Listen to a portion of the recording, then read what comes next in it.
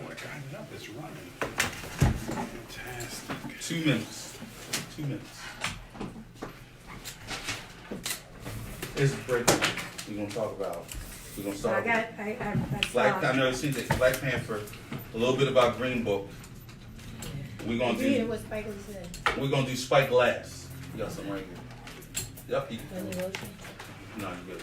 We're going to do Spike. Everyone. Hey, good evening. Peace, sister. Spike last. Okay. We're going to talk about I got a Octavius. stain on my shirt. I don't know. No, I don't see it. You good. So, I just got a politician coming in. We're going to run a few minutes with her. Over to you. She's running for state rep. Here by now. Spike is last. We're going to talk Spike last. I'll just. You're winging. I'm trying it. All right. Time. Test it.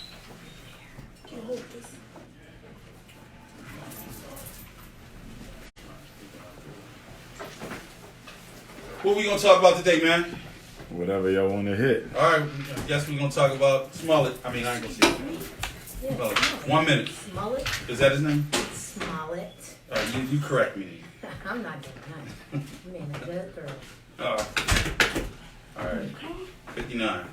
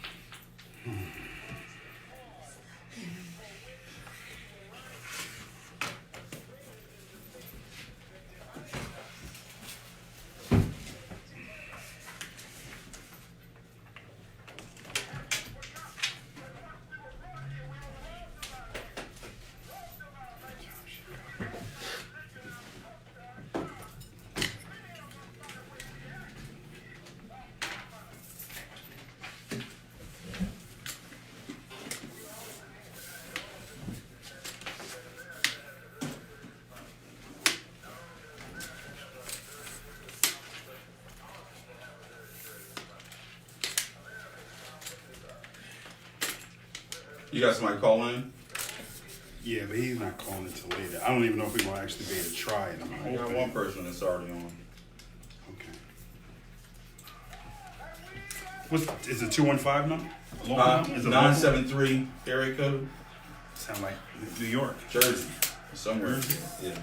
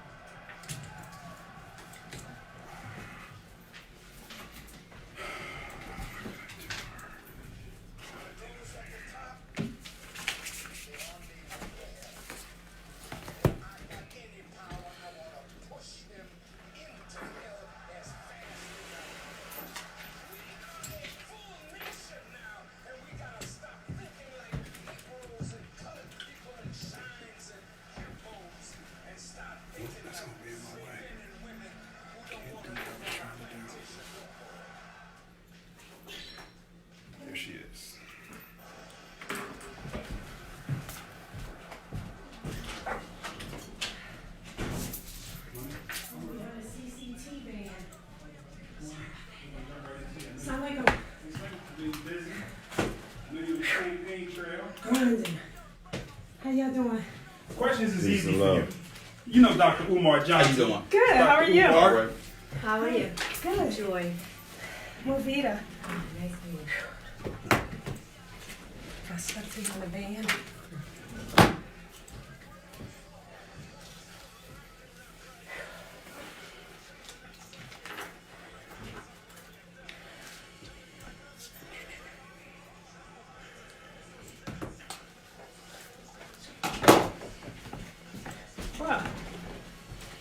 Ladies' room right there. No.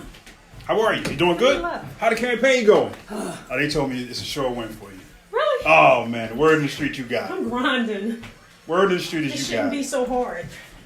I know. It shouldn't be so hard. Not when you the nominee. But you know me, I'm going for it. Bunch of cameras over the place tonight.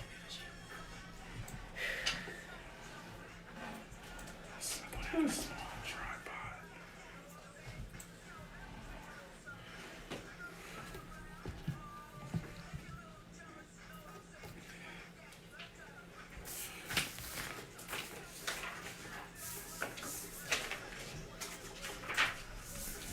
I'm a buzz through the introduction, so we can just jump right in tonight. What'd you say? I'm a buzz through the introduction, so we can Okay. just jump right in tonight. All right. We got a second caller. Okay.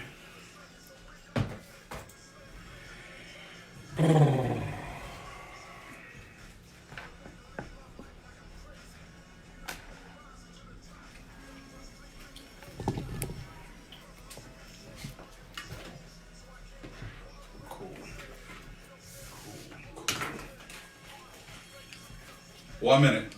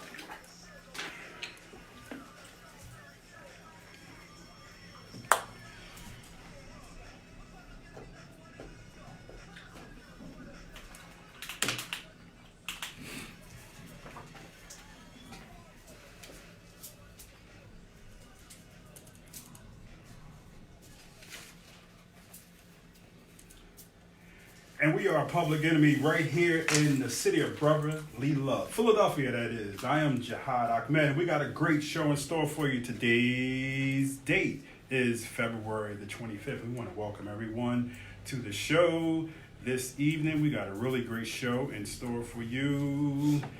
Telephone singing numbers. I'm a singer now. Okay. I'm working on a few things over here. All right.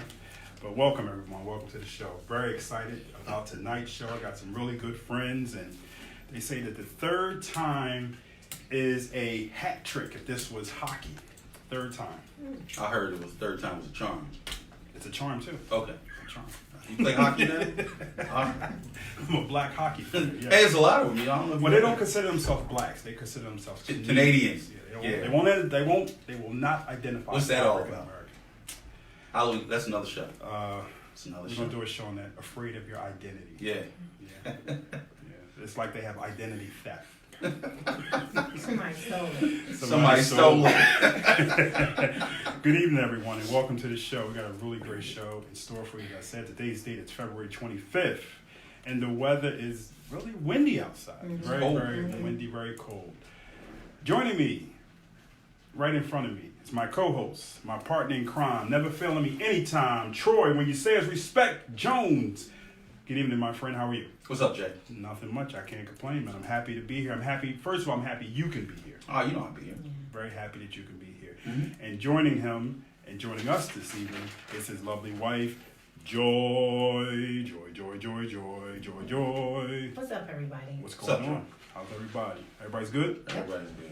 Kendall's in the studio tonight. Kendall's in the studio. We got the whole crew and other. Our intern. We love our intern. We ain't got no money to pay our intern, but we love. She fine with that. We feed her. We feed them. Right. That's what we feed Water them. We and clothe candy. them, Water and candy. and we make sure they got their cell phones.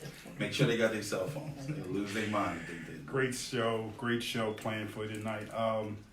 We're going to be talking about politics for a little bit this evening. Mm-hmm. And Dr.UmarJohnson is back with us. His third appearance here on Acres of Diamonds. Okay. People don't know. I go back with Dr. Umar. We go back some years ago. He's been a host on another show he's been a guest on another show that I also do on 900 AM Word, Islam Today. So he's not a stranger to him and I being around one another on the platform. Somebody inboxed me and said, "Oh, you got Dr. Umar." I was like, "Yeah, that's my man. What are you talking about? You just had Dr. Umar." You know what I mean? I've been new to brother. So we got a great show in store for you. Before we do anything, we like to give everybody the rundown, what's going around town, the skinny, the down low, the word, what's on the street, the hism jism. I like this music to start off the skinny, as you put it, the down low, the word on the street and whatnot. So to start it off, I mean, everybody talking about the Oscar. Oscars. Uh-oh. He brewing over there, man. So Get ready. I'm talking about, it's only a couple. He's brewing. He's ready to go in on the You got Oscars. plenty of time. Got plenty of time, sir. Plenty of time. Relax. Pick which one you want to start off No, with. like no, he got to calm down first. So, Black Panther won three Oscars. Pretty obscure. I'm sorry. Thank you, Joy. I'm glad you I'm saying said that. Obscure. Black Panther won three Oscars. Okay.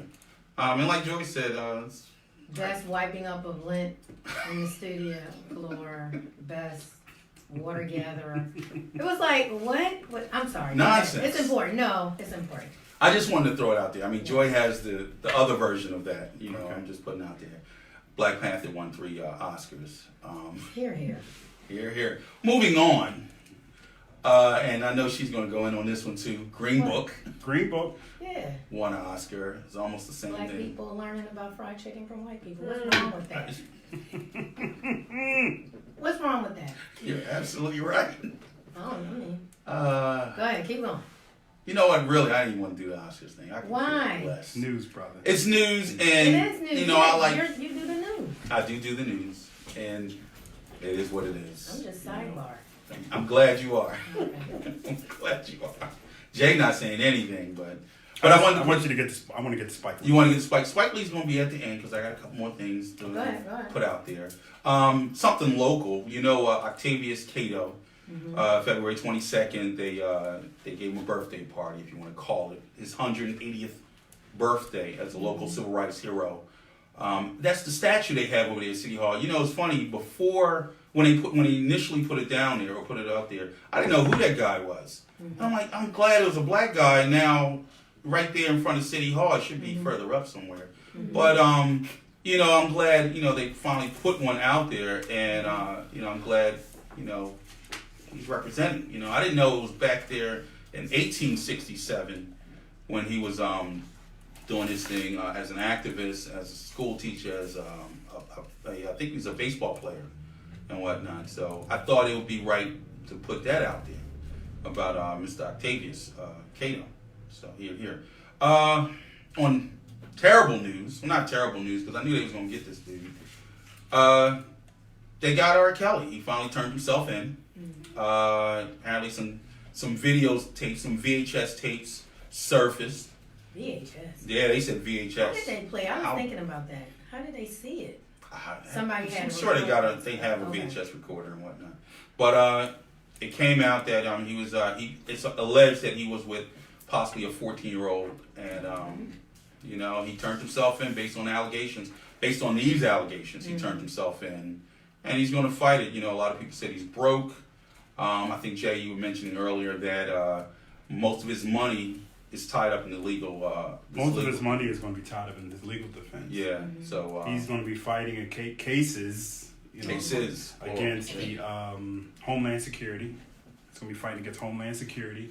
What's the deal with Homeland Security? They are interested in knowing that was he trafficking young girls. Oh, yeah, cool. Across the State line. State line, yeah. Okay. So he's going to be fighting that. He's fighting up against the IRS. Yep. And he's fighting these criminal charges against them. And each charge is... He's looking at 20 plus. Each charge is 10 charges. Okay. I think it's 7 times. Yeah, it's like 70 years he's looking at if he's convicted. If he's convicted. Anyway, But you got to remember, I just told you earlier that Chicago has a new Statute. Right. They Yeah, have a statute new- limitations. So the limitation is now after 20 years, you cannot come after a person for something. okay. So We'll see how this plays out. if there are any more women that has charges against them, Yes, they do then that. they got to get them now and Right. put them under the grand jury. Okay. But it's not a slam dunk like everybody is saying it is. It's not a slam dunk. They had an expert from Chicago talking about it. It's not that easy. Like, oh, bang, he's going to jail. Right. It's not that cut. It's not Cut that and simple. dry. It's not that cut and dry. Okay. Well, we'll definitely. But see he's how going it to be plays out. fighting for his life. His lawyers and him are going to be fighting Yeah. for his life. Okay. We'll see what happens. Before I get to Spike Lee, the last thing, and I know Joy's going to jump in on this one. I might not. You might. Apparently, Terrence Howard from Empire, he had a meltdown on the Empire show set. Thank you. He knew the guy's story was kind of whack. He knew the story was crazy, and he just wanted him to admit to it. Apparently, he didn't. You thought Jesse? Yeah, Jesse Smollett, Joy. Yeah. Yeah, Smollett. So what happened was when they finally came out, the two African brothers came out and said he paid them X, Y, and Z. He really, snapped out on Smollett and wanted, answers because he assumed this was going on all along. And I guess he just got tired and he just broke down, hollering at him. I guess he didn't want to be bothered with the show at all. I guess because they were backing him, they were trying to back him because, they're not going to assume he didn't have this thing happen to him. But when it further came out that it was all possibly a hoax and made up, him, and I'm sure quite a few other co-stars in there, they lost their temper or lost their grip on the whole thing. It's a big thing. People are upset at him. You got the LBGT community that's upset. Now, see, this is my Black thought, community. and I've been telling my kids. I've been talking about it. I think the only reason why everybody's upset is because the guy is not just he's black, but he's gay. If he was black, if it was just a black thing, this would not even be a conversation. This would roll over just like every other. Different. It would be quite different. But the fact that he's gay and black, I don't even think because of his. I think they said his family has a reputation of being actors and all this stuff. Yeah, they are. And they probably are, Joe. You know a little bit about that. Get them priests, man. But I don't think this was. Come after those priests too. You're going to come after. Do the whole gamut. You're going to come after R. Kelly for the wrong that he's doing. Then there's a whole bunch Them of priests just sit priests. pretty. They And don't get the touched. Pope just had a big major conference at the Vatican, Yep. and he went as far to say that there are going to be new rules. But he said he's not going to change the rules as far as letting the priests get married. He said he's not going to do that. But hey, How do we pick what topic to jump on? We just run with whatever black craziness that we think is crazy. You mean go as with. a people? As a people, how do I we don't know, man. pick and choose? What's Whatever sensational? sensationalized. Thank It's you. whatever sensationalized, whatever the media puts out there for us to eat up, we go ahead and Devour it. I don't understand. let's eat up this. Spike Lee. Spike Finally got one, man. He finally got one. I think you told me earlier that he got one. He had got nominated back in the day for which show was that? What movie was It that? was Not Mo Better I Blues. think it was Do the Right Thing. Do the Right Thing. And he Okay. got beat out by Driving Miss Daisy. Daisy. Oh my God. Did you hear what he said? He was like, every time I turn around, I'm getting beaten out. Do you got that exception? Driving Do you have that? I do. I got Okay, it. let's hear that. You want to hear it now? Yeah, before we go to break. All right, I'll play it right now.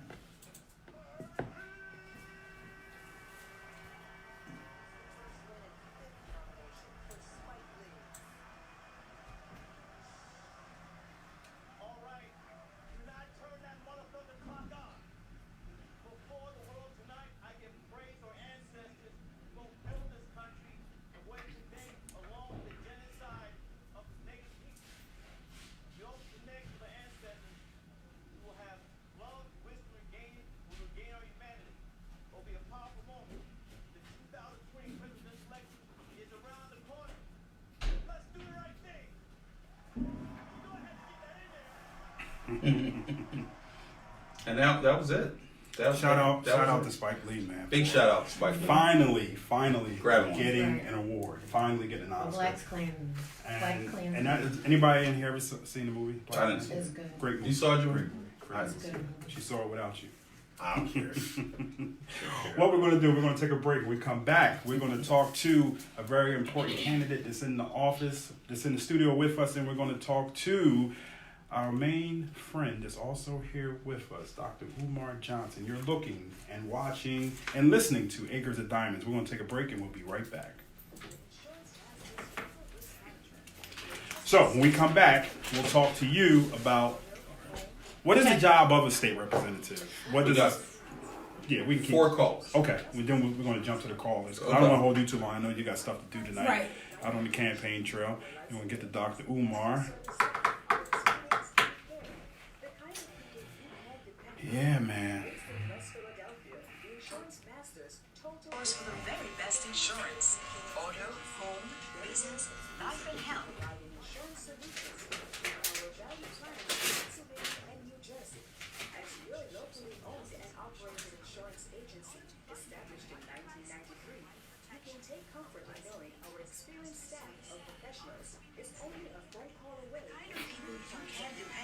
That humming is in there again, Troy. Humming. I think it's that mic. Risk management is a full-service insurance I think it's that mic. dedicated exclusively to providing insurance Really? solutions for our valued clients in Pennsylvania and New Jersey. As your Let's see. Can you cut that mic and see what happens? insurance What you want me to do? Cut that mic and see what happens. What you need? It's off now. knowing our I'm muted. experienced staff Oh, you want me to unplug it? is only a phone Turn it call on? away in trim times of No. Yeah, let's unplug it and see what happens. when you partner with the Insurance Masters, located in West Philadelphia at 5930 Haverford Avenue. 215-476-7000. 215-476-7000. You are listening to Acres of Diamonds with host Jihad Ahmed on Time for an Awakening Media, part of the Black Talk Radio Network. Somebody's texting and telling me. Scratch to that lady. For podcasting or live program scheduling, hit them up at timeforanawakening@gmail.com. I don't know where it's coming from. It's there. Went off. That was Mike. All right, plug the mic back in. Let me see something. So it may have not been the mic. Let's see. All right. We just go for 10 seconds and then we'll see. I don't think it was the mic. I plugged this plug-in of mine. I think it was Oh, this. come on, man. Remember before? I know. So we good. We good. Yeah, let's go. Let it go 5 more seconds because there's a 12-second delay.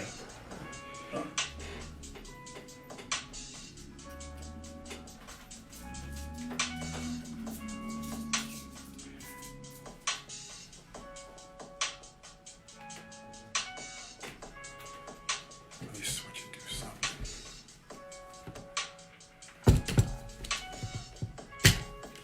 See some new equipment in here. No, it's all the same. It's all the same.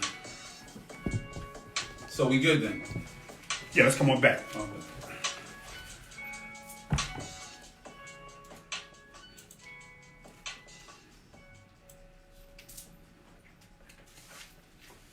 Good evening and welcome back. Welcome back to the show. This is Acres of Diamonds. I'm Jihad Ahmed. I'm joined in the studio with Troy Jones. I'm joined also with Joy. And a whole bunch of other people are here this evening with us. We have a really good show in store for you Yes, this we do. evening. Telephone numbers to call us up is 215-490-9832. That's 215-490-9832. You can check us out on timeforanawakening.com. You can also go to blacktalkradionetwork.com/timeforanawakening. You can also go to ourradionetwork.com and go to the app. Download the TuneIn Radio app and click Time for an Awakening. We ride on this platform with our good friend, Brother Elliot. So we're very thankful for him that we're able to ride on his platform. And this way you can go to the internet. You can check us out outside of checking us out on Facebook Live. But call us up. Be part of the conversation. 215-490-9832. And as we said, Dr. Umar is definitely in the house with us. He's a 3-time guest here with us. 3 times. 3 times. 3 times the trump. Three Three. times is the ball game. What did you say? He said baseball. What did he say? I don't know what Hockey. we said. Hockey. Hockey. Sorry. 3 times the hat trick. Is The hat It's a trick. hat trick. But it was the baseball game. All right. Welcome, everybody. Well, we're so happy you can be with us. But before we get to Dr. Umar, we got a candidate in the house with us. She's not a stranger. We go back 25 years, and I've known her for such a long time. We go back, our children grew up together, our families knew each other, and I'm so very happy that she has thrown her kimar, her headpiece, into the arena of politics. I think politics needs fresh new people, That's people right. who That's aren't right. going to BS you, people Yes. that aren't going to make you a bunch of promises and then in return give you nothing. Right. So she was with us not too long ago. Movida has been working for some time with District Attorney Larry Krasner. She's been working with him, but prior to that, she started a foundation called the Charles Foundation because some time ago we lost her son to senseless shooting. That to this day we still have to ask God for help and to help us get through it. And we don't even know why these young people pick up these guns and why they do the things that they do. But this young mother right here, this young lady right here has decided that she wants to get out and she wants to do something about it. She wants to make a change. So we welcome you with us. We're so happy that you can be with us. And I know you're busy because I'm always checking you out on Facebook. You always out and about, running around. You just met with the Bangladesh community, Yes. Indonesian community not too long ago, and you all over the place. I believe that you will be victorious in this election. I believe it. I'm praying because we need you out there to champion the cause as a state representative.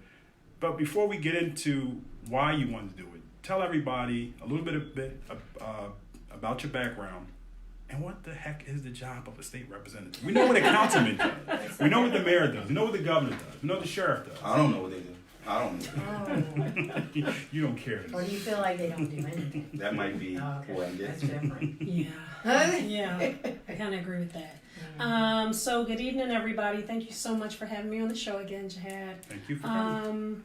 It's really good to be here. So just to tell everybody a little bit about me, for over 20 years, I cared for people with chronic mental illness and intellectual disabilities. And I was a state master, which is basically a compliance expert. And for over 10 years, I was the only master in the southeastern region until I opened that door and began to teach other women of color how to do it, to bring them into that arena. And I got to a point in the summer of 2000, I'm from UMM, and I raised my family at UMM, and over 10 years, I was an Alima Girl Scout troop leader there, and my children grew up there. And it wasn't until there was a shooting on 30th Street in Corliss, and I made a decision to move. I had just literally walked my children in the house. And there was a shooting, and we made a decision to move, and we left, and we went over to the Southwest, and, went on about the business of living our lives. And in the summer of 2007, my children were 14, 15, 16, and my 20-year-old was at Indiana University of Pennsylvania, and my two sons were 14 and 16. They said, "Mom, we know 9 boys murdered in this neighborhood." And I consoled my sons and I listened to my sons, and when my sons left the room, I turned to my husband and I said, "It's time to go." I said, "My black sons will not become statistics on the streets of Philadelphia." We were very, very successful. We made a conscious decision to stay in the neighborhood because we were that family. We were that house that all of the kids gravitated toward. We kept fruit roll-ups in the cabinet and juice boxes in the refrigerator and rescued animals, and our boys fixed electronics, VCRs, and bikes, and it was always a bunch of crap on my front porch, and we were that family. But the thought of one of my children being harmed motivated me to want to leave. And on January 15, 2008, I packed my family up and I moved them to Lansdowne, Delaware County, 20-block radius, dry town. You can't even buy a beer. Everybody dog me.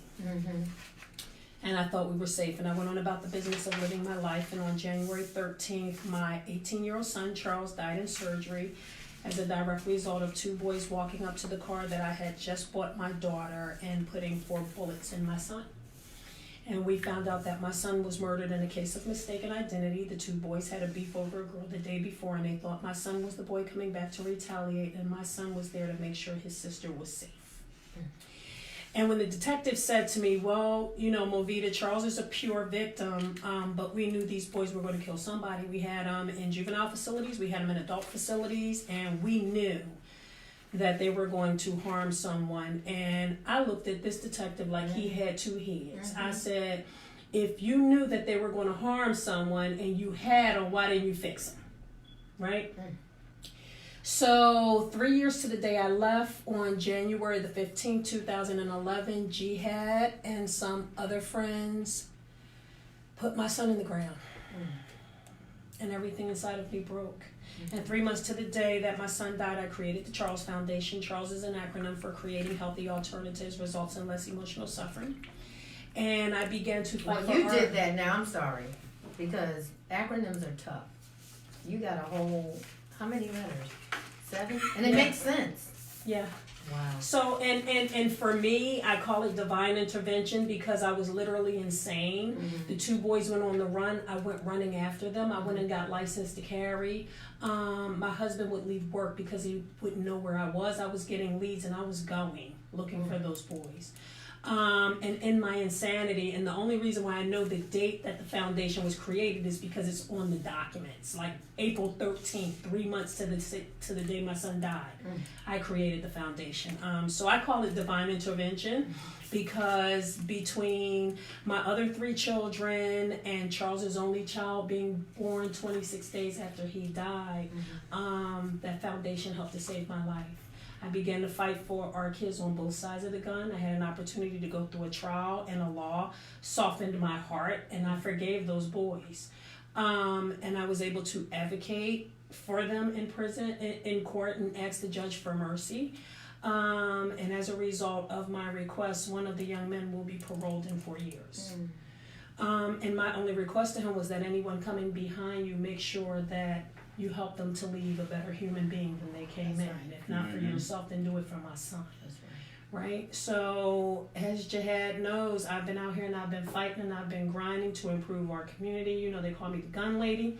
But for me, and I accept it, right? So we all have our crosses to bear. That's right. Right? But for me, I understand that the problem is so much bigger than the gun. The problem is lack of education. The problem is lack of opportunity. The problem is they live in food deserts and inadequate housing and parents on drugs. And I understand that all of our children do not have a mother like Charles Johnson had. That's right. Right?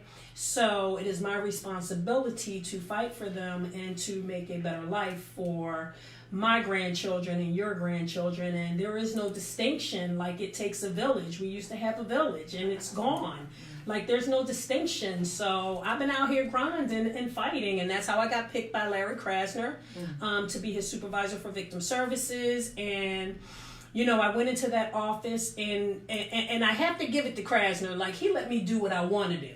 Right? So I was able to make that office look like the community that it represents. So I was able to expand victim services, and I hired people of color, and I hired people who were bilingual. And I strive to bring the DA's office out of its ivory tower. And I did just that. And I got that office in touch with the community that's supposed to support. And also, while I was at the Charles Foundation, before I even went to the DA's office, I created a model. I got this thing with acronyms, girl. It's called the Philadelphia CARES model. And CARES is an acronym for Crisis Assistance and Response to Empower Survivors. And it is a peer-driven homicide model. So what the model does is when a family experiences homicide, and I've been doing this since my son died, and through the Charles Foundation and through CARES, I've never received a federal penny or a state penny or any kind of funding. I've done it all from the muscle, out of my pocket. So I created CARES, and CARES created 15 additional jobs in the DA's office because when I went to the DA's office, it became a conflict of interest. So PCCD, Pennsylvania Commission on Crime and Delinquency, loved this model so much that they encouraged me to take it to the DA's office, which I did, and I was awarded $1.6 million and 15 additional jobs in the city, and I was never written into the grant to get one penny. So what people don't realize is, like, all of this work, nobody ever has to pay me a penny to ever do any of this, because you know what? If I can save one black boy, That's right. right? If I can just save one, then my goal is Jenna. Maybe I get to see my son again, right? So that's my goal. That's why I do the work, and that's partly why I ran in 2016, because no one was talking about the issues that matter most to us. You know, people were going around, they only come into our community when it's election time, and they want to host these candidate forums, and they want to ask for our votes, but they're not really talking about the conversations that matter to us. So when I initially jumped into the state rep race in 2016, I really didn't want to win.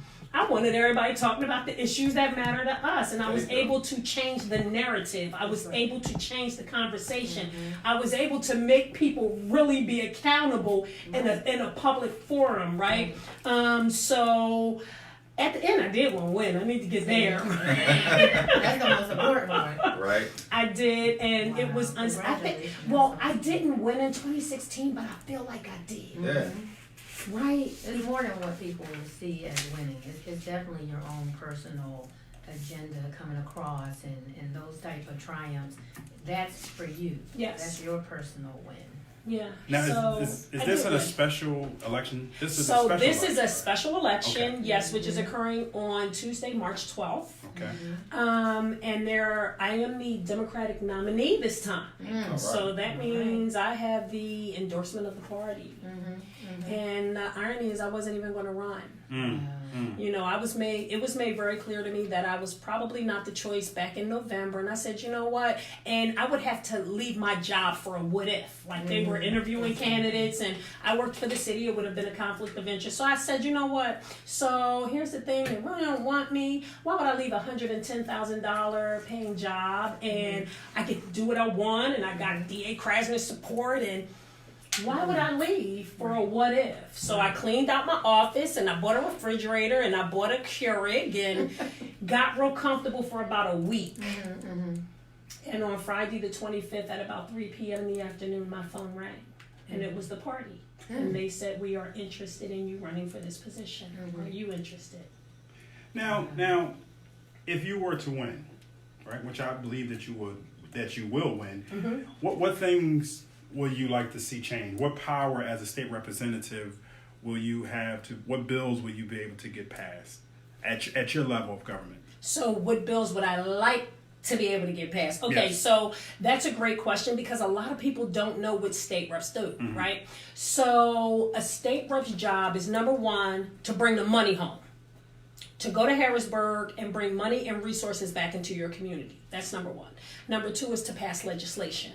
So there could already be legislation that's already going through the House that I could possibly sign on to and support to help push, or to create legislation. So right now there are several pieces of legislation that I am very, very interested in. And the good thing for me is that I would not be the typical freshman going to the House, because I've been working up in Harrisburg for many years, and I have friends on both sides of the You aisle. hit the ground running. Yeah. Well, it seems like, you got the nomination already. Right. Yes. So now you got to do is hit the streets, That's Yes. work hard, real quick. You said something once that I heard you on another program say, that had all of the Muslim community alone would have just come out and voted in November before, you would have won. I would have correct? won, yes. Very easy. Very easily. With just the Muslim community. With just the Muslim community. It's the largest populated Muslim district in the city. You know, what I tend to find and believe that the problem that we have within the Islamic community, and maybe some other religious communities as well, we don't vote. You don't really see a great push from the religious institutions within the church, within the mosque, promoting people to go out and vote. But I think that's to a disadvantage to ourselves, because we need things in our community, for our church, for our mosque. We ain't got no choice but to go to the politicians if it ain't nothing but something as simple as getting a permit for a block party. Right. So the church and the politicians really work together, but we don't see that a lot within a lot of our Islamic communities, if I can say that. I think, not to cut you off, Jay, I think with all the communities, the only time you see these politicians is when it's time to vote. Then you see them in the church. Then you see them in the mosque. Not all. Because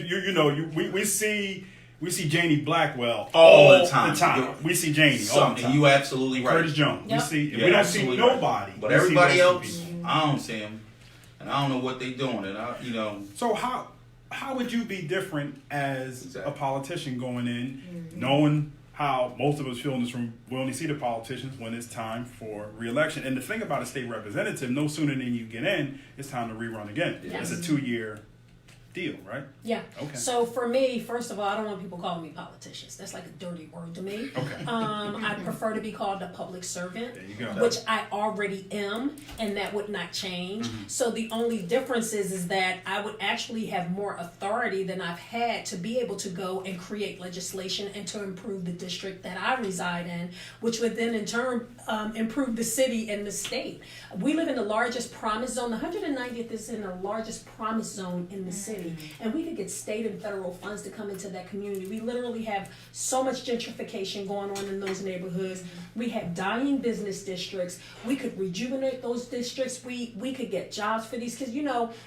We talk about telling kids to put down the guns, but when we take the guns out their hands, what are we putting in it instead? Exactly. Right? So we got to create opportunity. We got to create resources. And I've been privileged over the last 8 years since my son died to travel this country and fight this fight and meet some amazing people with some really innovative ideas that I'm taking to Harrisburg with me, right? Because I'm only as smart as what I know. And I was always told, if you're in a room and you're the smartest person in the room, then you need to get a new room. Yeah. You're not learning a thing. Right? That's right.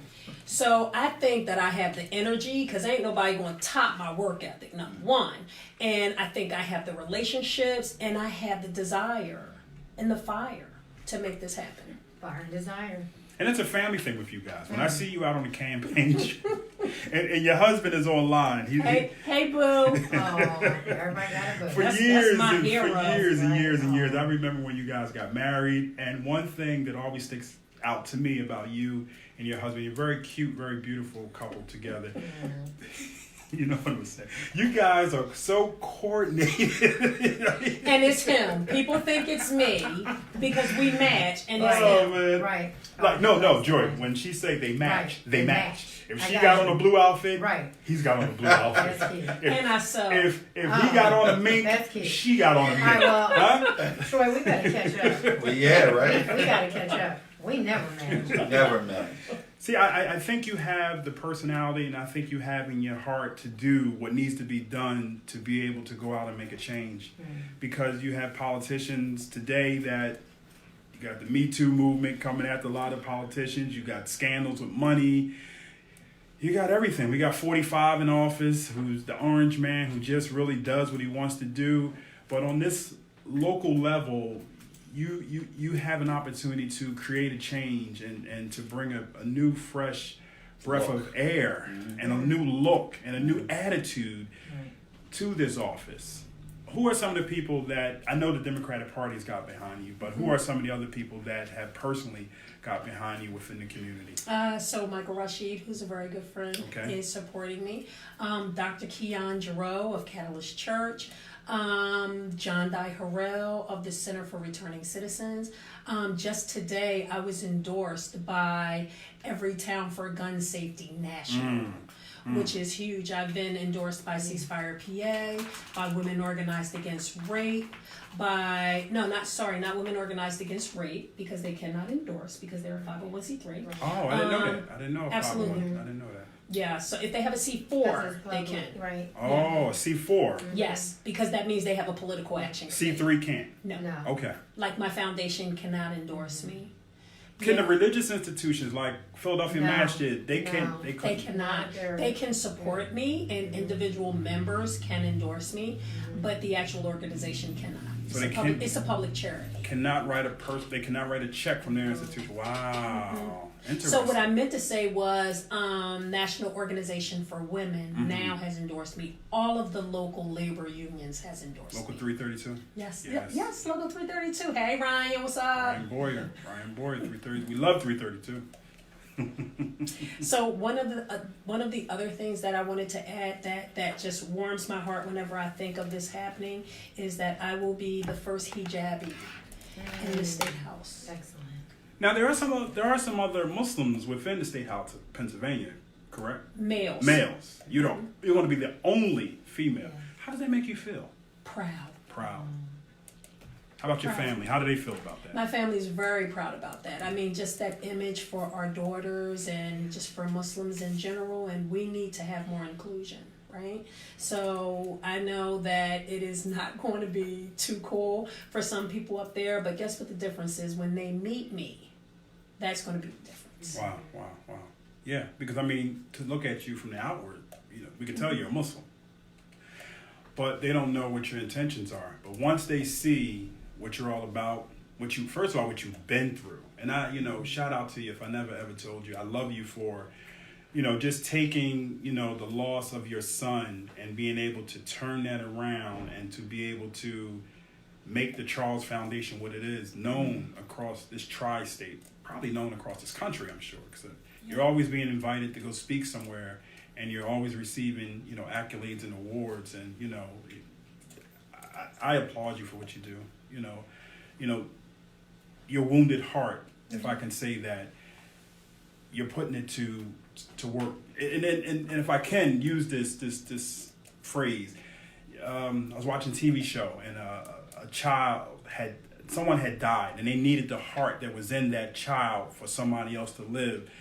If we can say that, your son was taken away, you have taken his heart and you've been able to spread it throughout the community, and you are being able to help people, because I know that you want gun laws here in Philadelphia and in Pennsylvania, and I know you're going to do everything under your power, because that's something that's very, very close and dear to you rather.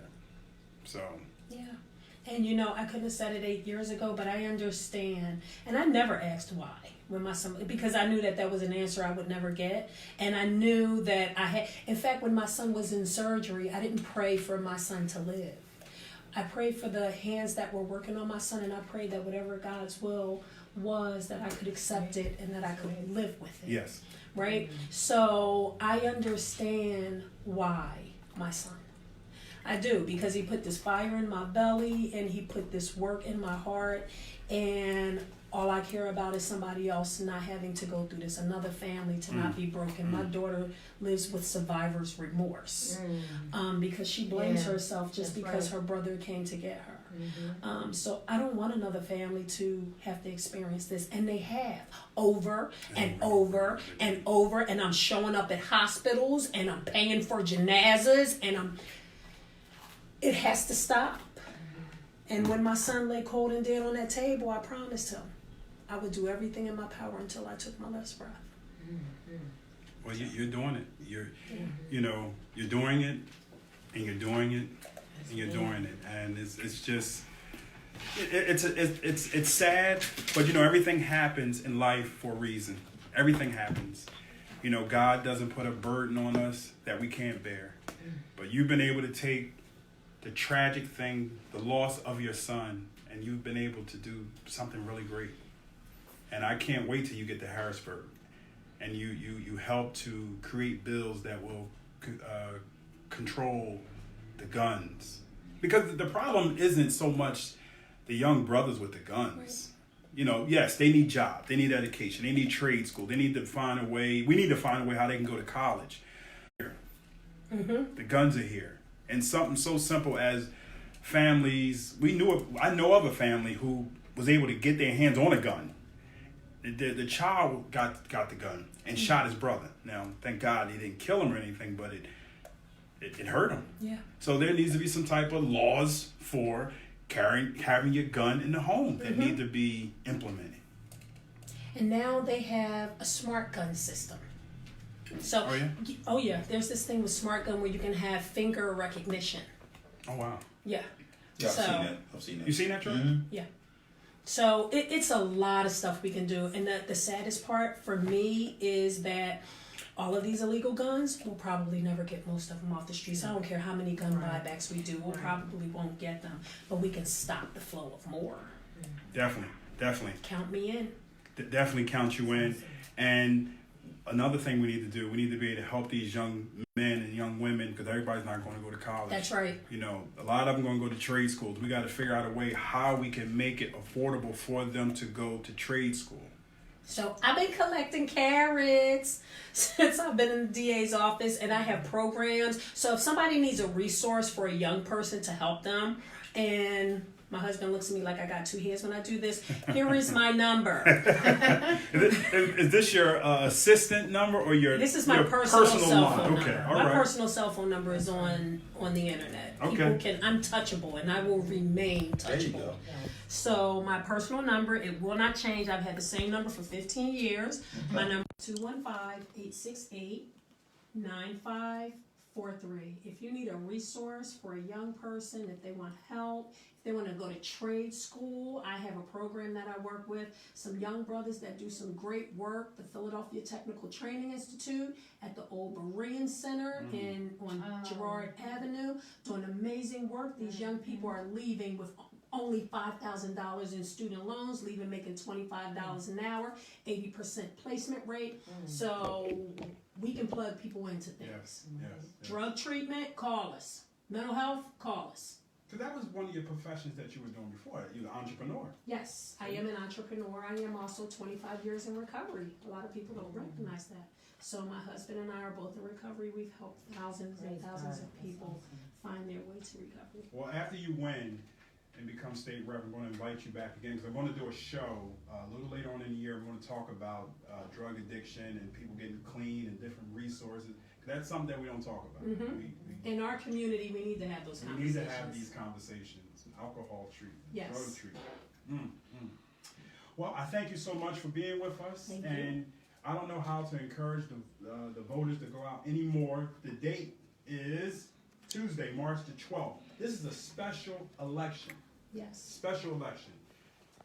Who will be running up against you? Okay, so first of all, let me say, if you live in the 190th, if you don't know if you live in the 190th, it's from City Line Avenue to Larchwood Street, a portion of East Falls, up the 33rd Street corridor around the park.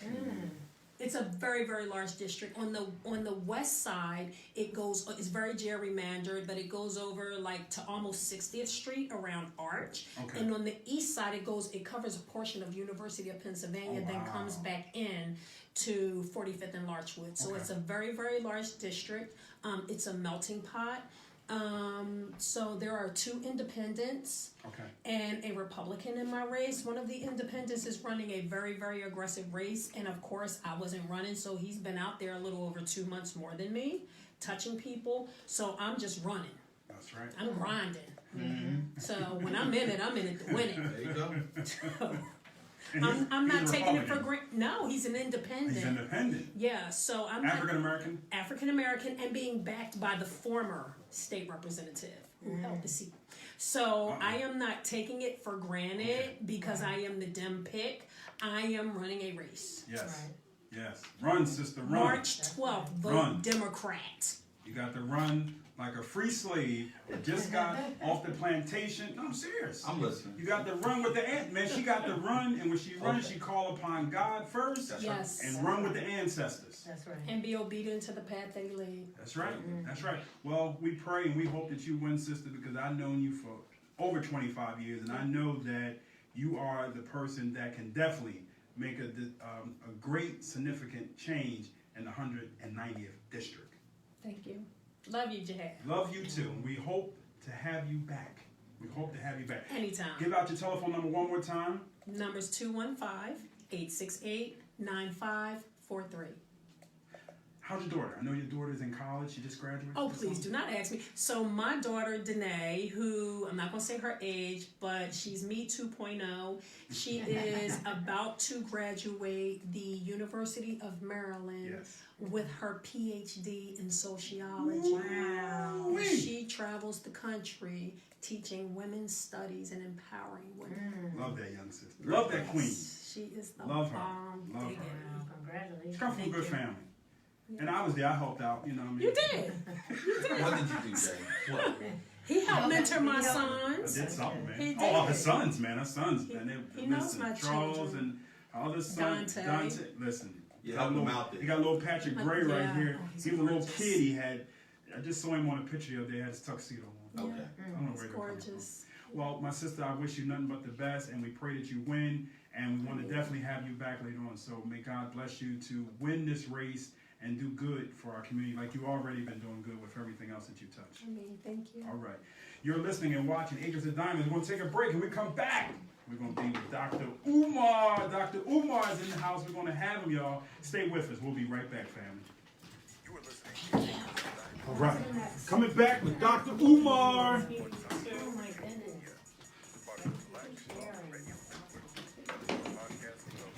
Good luck, Queen. Good Thank luck. you. All Y'all right. have a good night. You too Yeah, now. me too. Well, we got to talk to you soon. You get back and get ready for this next week. No, thank you for coming.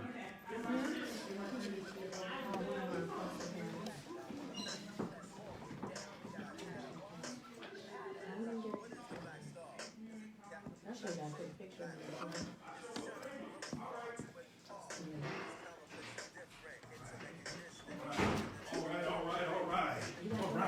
All right, phase 2. Let's go. Let's go. We're going to talk about the school. We're going to talk about why they chose Delaware for the school and what we got to do with the school. And if you want to touch on anything that happened over this weekend with black folks, you're more than welcome. You want to touch on Spike Lee?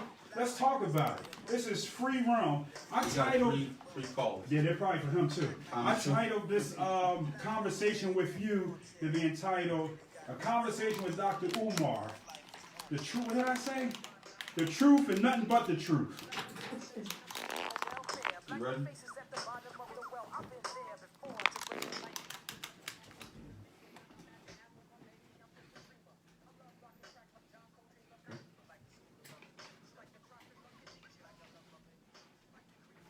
Yeah, like the prophet loved Khadijah. Good evening, good evening, good evening, and welcome back. This is the part of the show where I get to not be so loose. I get to Spread your wings. spread my wings and fly. Telephone number to call us in the studio is 215-490-9832. That's 215-490-9832. You can catch us on timeforawakening.com. You can catch us on blacktalkradionetwork.com. You can catch us on ourradionetwork.com. Or you can go to the app and click Time for an Awakening Radio. If you're joining us on Facebook Live, good evening. Dr. Umar Johnson, his third appearance, not once, not twice, but 3 times he is here. And I want you to call us up, 215-490-9832. We're talking about a little bit of everything this evening with our brother, Dr. Umar Johnson. Now, since he's last been here, Troy, Right. he made the major announcement. We was at work, and I said, Troy, you said what? I said, Dr. Umar made the announcement. You said, what announcement? He got our sweatshirts? I said, no, he ain't got our sweatshirt, Right. but he made the announcement about the school. That's Where right. is it? I said, we got to listen. So he was listening. I was on Instagram, and he got about 30,000 people watching at the same time, and he mentioned that the school will be in Delaware. That's right. Yes, sir. I'm hyped like him. Delaware is the location where the school will be. So we welcome our brother back with us for the third time, Dr. Umar Johnson. Peace and black power. Glad to be back. Can you hear me clearly there? Yeah, I can. Okay. We got Good you, to be brother. back, fellas. First of all, I want to say congratulations. You pulled Thank it you. off, brother. You did what many thought that you could not do. They lied on you. They said you took the money. They said you were doing all kind of crazy things, but you did it, brother. Yes, sir. You did it. Yes, By sir. the Praise help be of to the God Most High. Yes, sir. And the ancestors. The ancestors, Yes, brother. sir. You did it. Now, first of all, I just want to say to you, what made you choose Delaware, man? I would say that I did not choose Delaware. Delaware chose me. I had always thought for several years during this fundraising process that the school would be in Detroit. I really thought Detroit was the location because Detroit had so many schools that were available.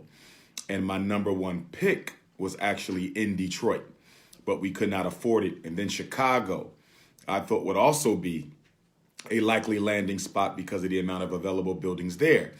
And we went all over the country. I was up in New York. I was in Jersey, Philadelphia at one point, Ohio, Virginia, which was the original first school, St. Paul's College.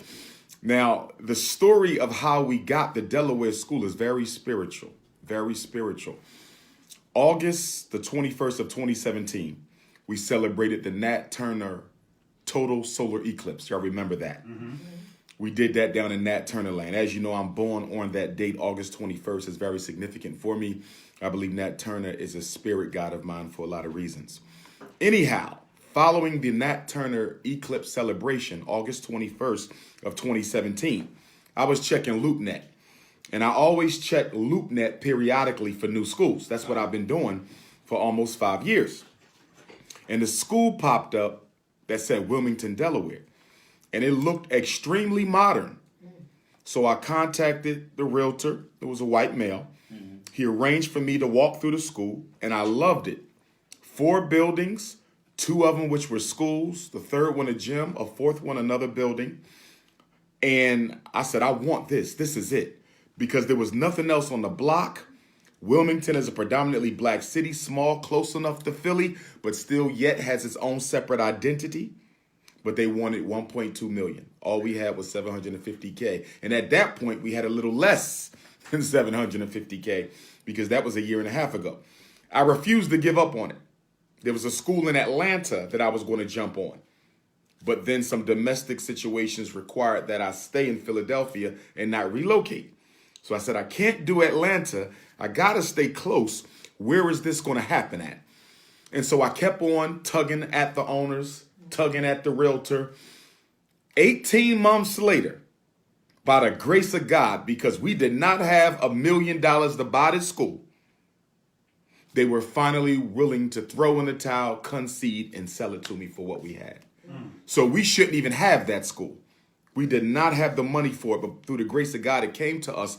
And I believe, going back to Nat Turner, that's why I'm wearing a hoodie today. I'm waiting on mine, too. I believe that the Nat Turner Army, and y'all going to get y'all hoodie next time. I got you. You're going to get that Nat Turner hoodie. I got you. In fact, I might have had one for you. I might have had a large, but I got you. So, again, Nat Turner. I believe it was the energy of Nat Turner and the Nat Turner Army. And then I went to Cuba that Sunday to get initiated into E5. My paternal grandfather was Cuban. So I went to Cuba for the first time, received my E5 initiation. So between 2 very spiritual events, the Nat Turner total solar eclipse of 2017 and my first visit to Cuba where I was initiated into E5, between those 2 dates, I got a chance to see the school. 18 months later, we end up with that very school. So I believe it was divine design the entire time. And I'm going to give you one more little spiritual nuance. I was coming from Newark, New Jersey, visiting a school for sale in Newark. When I came back, I went to the movies because I'm a movie buff. What's the movie starring Ice Cube's son and who else is in the movie? Oh, yeah. They rob banks. It's on Netflix. It's on Netflix. What's the movie with Ice Cube's son and 50 Cent? Ice Cube's son and 50 Cent. Anyhow, I went to the movies to go and see that movie, right? I just came from looking at a Newark, New Jersey school. I'm sitting in the movie theater, right? And I'm brainstorming schools. Where are we going to get this school at? We don't have enough money. And guess what pops up on the screen? If you watch the movie, you'll see this. There's a scene early on That shows the school. that shows the city. It says Wilmington, California. And I started texting some of my friends and I said, I'm sitting in the theater and Wilmington just popped up on the screen in the movie. And I got a little chill, right? That was about a year ago. Guess what? That was a spiritual premonition. It was Wilmington. I just needed to sit tight and let God and the ancestors work it out because it had already been decided before I knew it. So this Thursday, I'm going to be hosting a Black family meeting in Wilmington, Delaware, to introduce myself to brothers and sisters in that town. Because although Wilmington is only 20 minutes from Philadelphia, of all the states in this country, I've spent the least amount of time in Wilmington. Even though it's next door, I'm always in Jersey. I'm always in Maryland. I'm always in D.C. I just came back from New York, sold out lecture in the Bronx. I was in Connecticut this past Sunday, jam-packed. But I rarely go to Delaware. I've only done 2 events in Delaware, so they need to learn me from me, not from YouTube.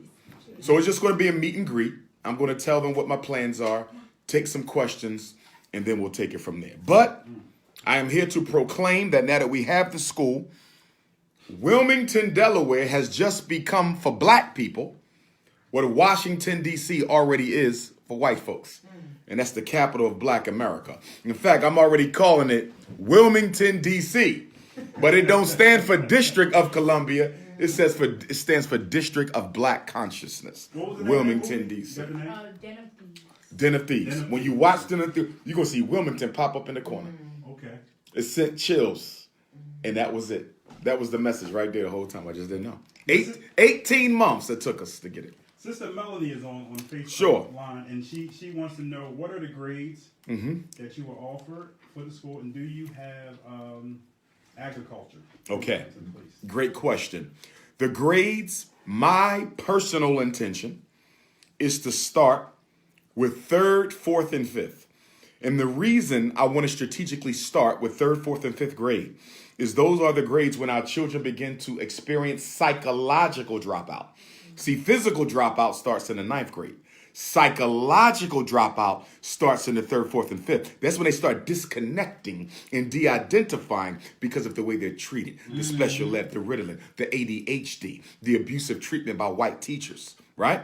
I want to do 3rd, 4th, and 5th.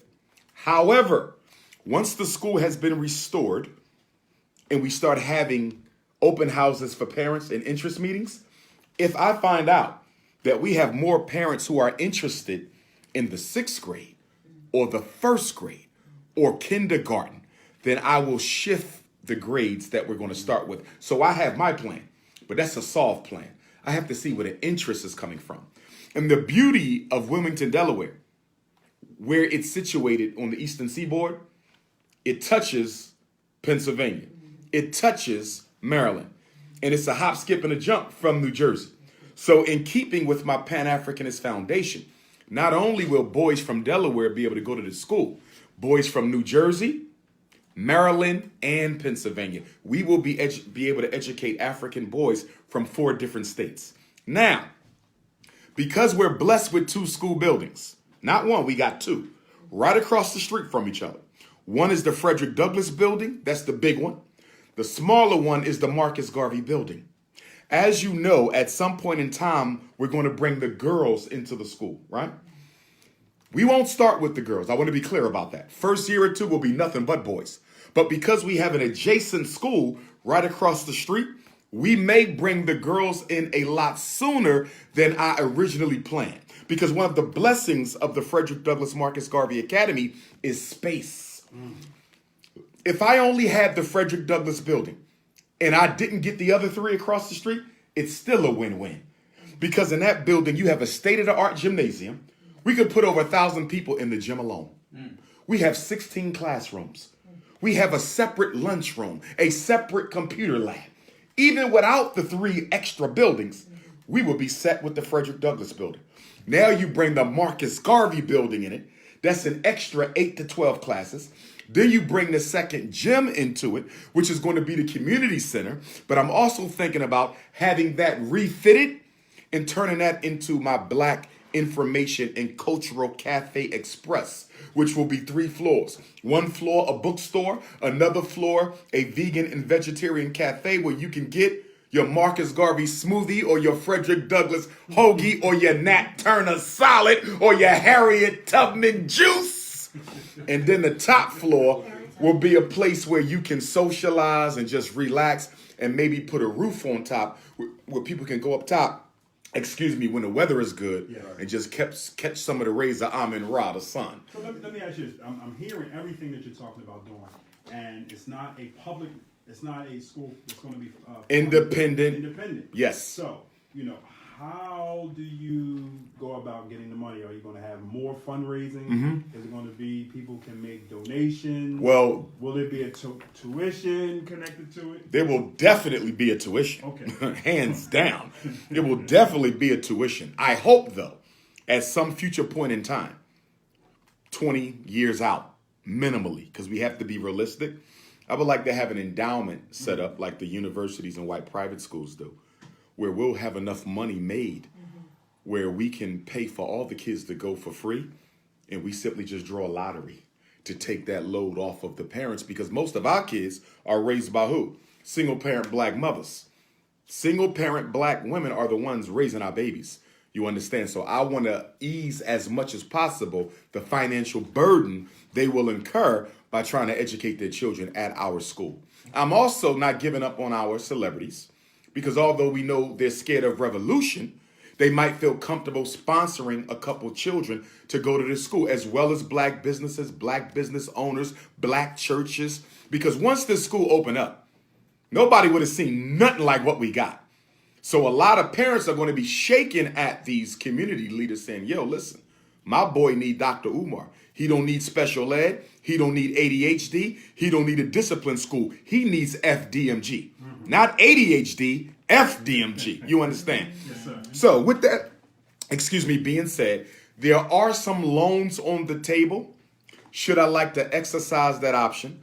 But it's the last option, because that's economic slavery. Yes. As you know, there's really no controls on venture capital loans. When you take out a loan for a business, that interest, they can charge you whatever they want. There's very little control on venture capital loans, which means if I take out $1 million or $2 million loan, by the time I pay that interest back, I could have bought 20 FDMGs. It simply isn't worth it. The beauty of where we are right now, Brother Jahid, is the fact that we own the building flat out.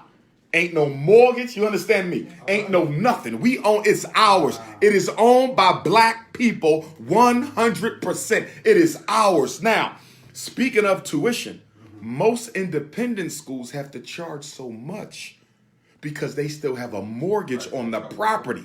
We don't have a mortgage on the property. So we don't even have to factor in the mortgage and coming up with the tuition. Okay? We would just have to worry about maintenance and restoration. And right now we're in phase 2. Phase 1 was acquisition, buying the school. We got it. Phase 2 is restoration, bringing it back up to code. And then phase 3 is operation. Let's talk about restoration. This school was built with $13 million. This is a $13 million school. The only reason why we have to restore it is because the previous owners didn't have, for whatever reason, a sufficient enough security system on the building that would have prevent vandals from getting in and stripping the piping of its copper. So as a result of that, a lot of damage was done for a couple petty dollars worth of copper, you see. But then let's look at the flip side. Had they not broken in and vandalized that school, You wouldn't have it. I wouldn't have it. Because they would have been able to sell that thing for $7 million easy if it had not been destroyed. The only reason why we got that school is because of the vandalism. But guess what? Even with the vandalism, it's a beautiful school. We ain't got to worry about lead paint. We ain't got to worry about asbestos because it's not an old building. Remember, it just closed down 3 years ago when the charter school that occupied it lost their charter. So this is a blessing. Predominantly black school. The whole block is ours. There's a boys and girls club right in back. We can rent their pool because we're going to have a swim team. What independent black school has a swim team? No Speedos. No Speedos. You understand? And then we have a large community park right across the street. They provide speed. Okay? Now, No? what is the next goal? Okay. There's no way we're going to have the school open for August 21st, 2019. That's only 6 months from now. Right. That means you got to restore and prepare in 6 months. Nah. Not gonna happen. What I would like to do is push the start date back to August 21st of 2020, which is the 100th anniversary of Marcus Garvey's first international convention. And it's the 100th anniversary of the red, black, and green flag. Really? Oh, yes. So we want to start school on the centennial of the RBG. But restoration, that's operation. Get back to restoration. We have 6 months between this Friday, March the 1st, and August the 1st. What I would like to see happen is raise enough money between March the 1st and August the 1st, 6 months, to fully restore all 4 buildings, and then have our QuadriCentennial 400-year celebration, 1619 to 2019, also including on top of the 400-year QuadriCentennial celebration. We celebrate Nat Turner, August 21st. We celebrate the Haitian Revolution, August 21st. We celebrate George Jackson's prison war, August 21st. And of course, the birth of the Prince of Pan-Afrikanism, August the 21st. I want to have a week-long celebration from August 20th to August 25th. Seminars, workshops, think tanks, food, vendors, entertainment, competitions, swimming in the Boys and Girls Club, meditation, Lamaze, seminars for married couples, seminars for single people, seminars for special ed parents. I want that to be the 400-year celebration this August 21st, 2019. That's what we're working towards. So we want all your listeners to donate as much as you can. Check or money order, payable to the FDMG Academy. And we have a new P.O. box now because we in Delaware. You can still send to the Philadelphia one. But the new P.O. box is 9634, Wilmington, Delaware, 19809. I repeat, mail your check or money orders payable to FDMG Academy, P.O. Box 9634, Wilmington, Delaware, 19809. Yeah, what we're gonna do? We're gonna go to the phone line. We got some callers that's been waiting very patiently. Sure. Good evening and welcome to the show. You're on with Dr.Umar Johnson. Good evening, caller. Caller, you're there. Good evening. Welcome to the show. How you doing? Good, brother. I have a question to ask Dr. Umar. I follow school plans wild ride. And I myself didn't have doubts as well. I didn't contribute to school because from the beginning I didn't understand like the plan. I just raise money and that's pretty much it. So I let it stay up out of it and I closely watched it because even if you don't donate when it comes time to physical labor or anything that may be done, I'm here for that. And I guess we're at year 4 now. And just hearing the plan now that he required school and listening to his broadcast, and with no disrespect, but it's like I'm hearing a whole lot of like church type, religious type glorification before anything happens. You guys sitting there hosting a show, you guys know none of this stuff is going to happen in 6 months. No, it's not going to happen within 5 years. It's like everybody's sitting here acting like this is going to happen. The Marcus Garvey Center is going to be right here. The Rosa Parks City. This is all, it's almost like, are y'all serious? You can't possibly be serious on this show and think that these things are going to happen even within 5 years from now. Well, why can't it happen, brother? Tell me that. I'm just asking you from your opinion. I'd like to know from your opinion why you think it can't happen. Okay, here's why. Okay. The idea is perfect. Is Dr. Umar the man for the job? Absolutely. It's not a personal attack. Is he the best man for the job? Absolutely, positively. But will this plan right here work? You guys know it won't. How can this work if it took this long to raise that little bit of money? How are these grandiose ideas of this rec center, this over here, this over there, how are any of these things logically going to happen?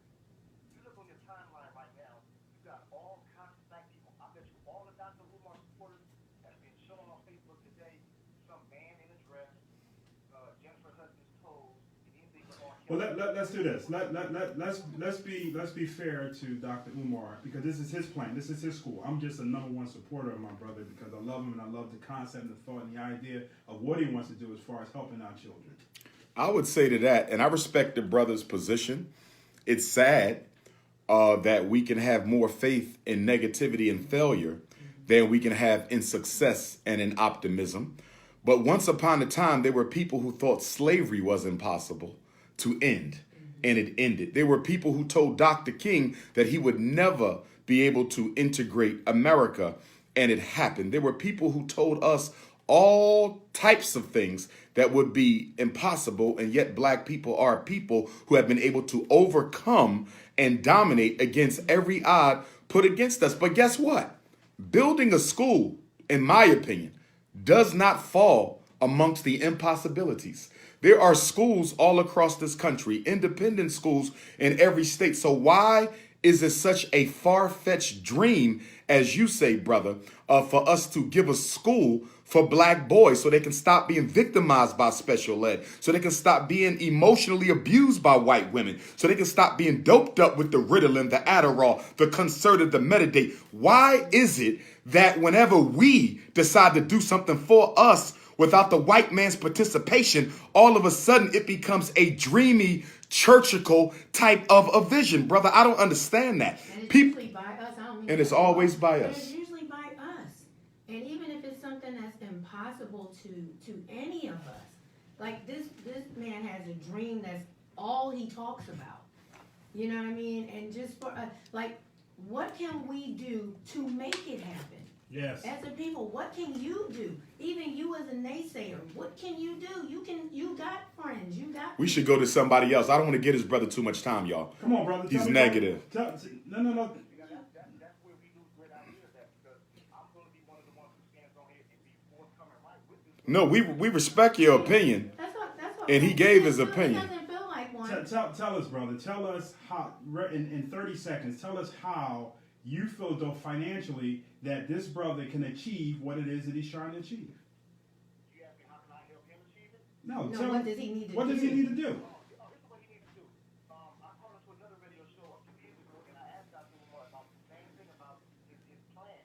Mhm. He claims about he would not purchase the building outright for $2 million if he had it. He would let the bank purchase it, and there he would take out a loan for it, and he would not have to do it at full capacity. And when he told me that, it made absolutely no sense. Maybe because I'm looking at this from a logical perspective, a business perspective, that you guys are having trouble grasping.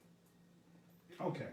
All right, can we move on? All right. Can we But please listen, move on? But listen. Can we please move on? Listen, what we going to do? Jahed, Dr. move on, Umar man. will Stop give you his feeding this number, guy. and you'll I ain't giving him talk with shit. He a coon. Fuck him. Excuse my French, princess. Next. How you gonna sit up there and tell me you ain't donate, but yet we spending $2 billion on Air Jordan every year? Well, hold on. We spending $2 billion on Air Jordan every year. We giving a Chinese corner store how much money? We spending $4 billion on liquor. Black women $16 million on hair, and you can't give $20 to try to save black boys. You a goddamn coon. Next caller. Next. I ain't got time for that. Next. Caller on there. Call. Good evening and welcome to the show. You're on with Dr. Umar. Caller, you're on. Yes, hello, Dr. Umar. My name is Abdul from Brooklyn, New York. Peace. Brooklyn Peace and in love. the house. Yes, I was at your event in the Bronx. Very great event. Thank you. Congratulations with everything and all you said. I just have 2 points. I won't take up a lot of your time. I'll be very quick. The first thing I want to talk to, I'm just show you guys something about R. Kelly, but obviously there's another major news going on, and that's just about the draft of the Patriots. And I only want to bring this up for certain reasons, because people are saying that, Kraft got caught with Florida Spartan and he deserves it. Patriot fans saying, they're after him because it was Super Bowl. But I find it funny or scary that a few days before the Super Bowl, on Super Bowl media week, a guy, I think from Philadelphia, named Meek Mill, asked Robert Kraft to visit him in prison. And after Kraft visited him, Kraft was asking how could this guy be in prison when he could just be out there and he could, pay taxes because of how rich he is. And Kraft was even going so far to want to lead the charge of people unnecessarily doing time in prison. So to me, that's kind of fishy. Another thing I want to ask you about is we got another candidate running for president named Bernie Sanders. Your thoughts on him? It seems like to me he's the only one proactively wanted to, talk to black people. When he came to Brooklyn in 2016, he actually went to Brownsville, something though, and to understand blacks and their issues. Okay. He's the one. Some people think of him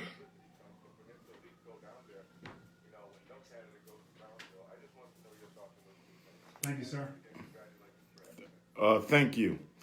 As far as the Robert Kraft situation goes, me personally, I think there's more to this story than what we've been told. There's no way a white man with that power, a billionaire, there's no way that this type of behavior makes it to the major media with the power and clout and connections that he.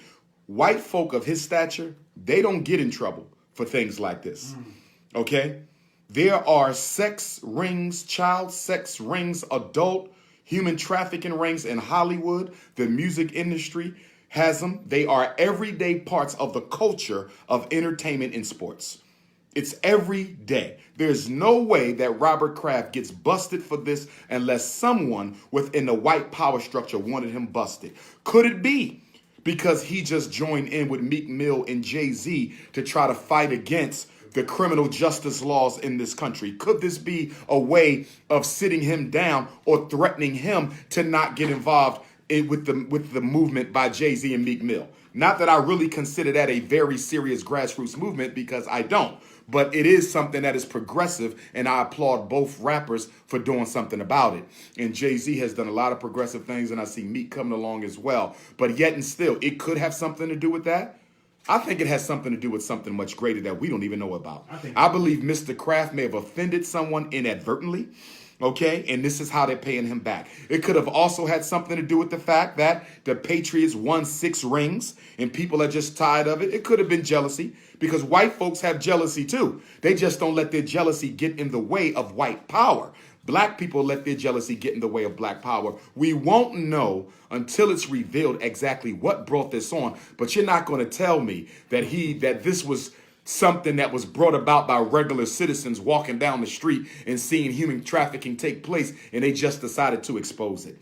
Because at the end of the day, how does he know the persons working on him in that massage parlor were the victims of a human sex trafficking ring? How would he know that? He would know it if he's a part of it, yes. But if he was not a part of a human sex trafficking ring, how would he know that? And how could he be held accountable for that? And I'm definitely not a Robert Kraft apologist. He's a white supremacist like the rest of them. I'm just simply saying that from what I know with my political IQ, there's more to this. And it's someone behind this with a lot more power than we have. That's number one.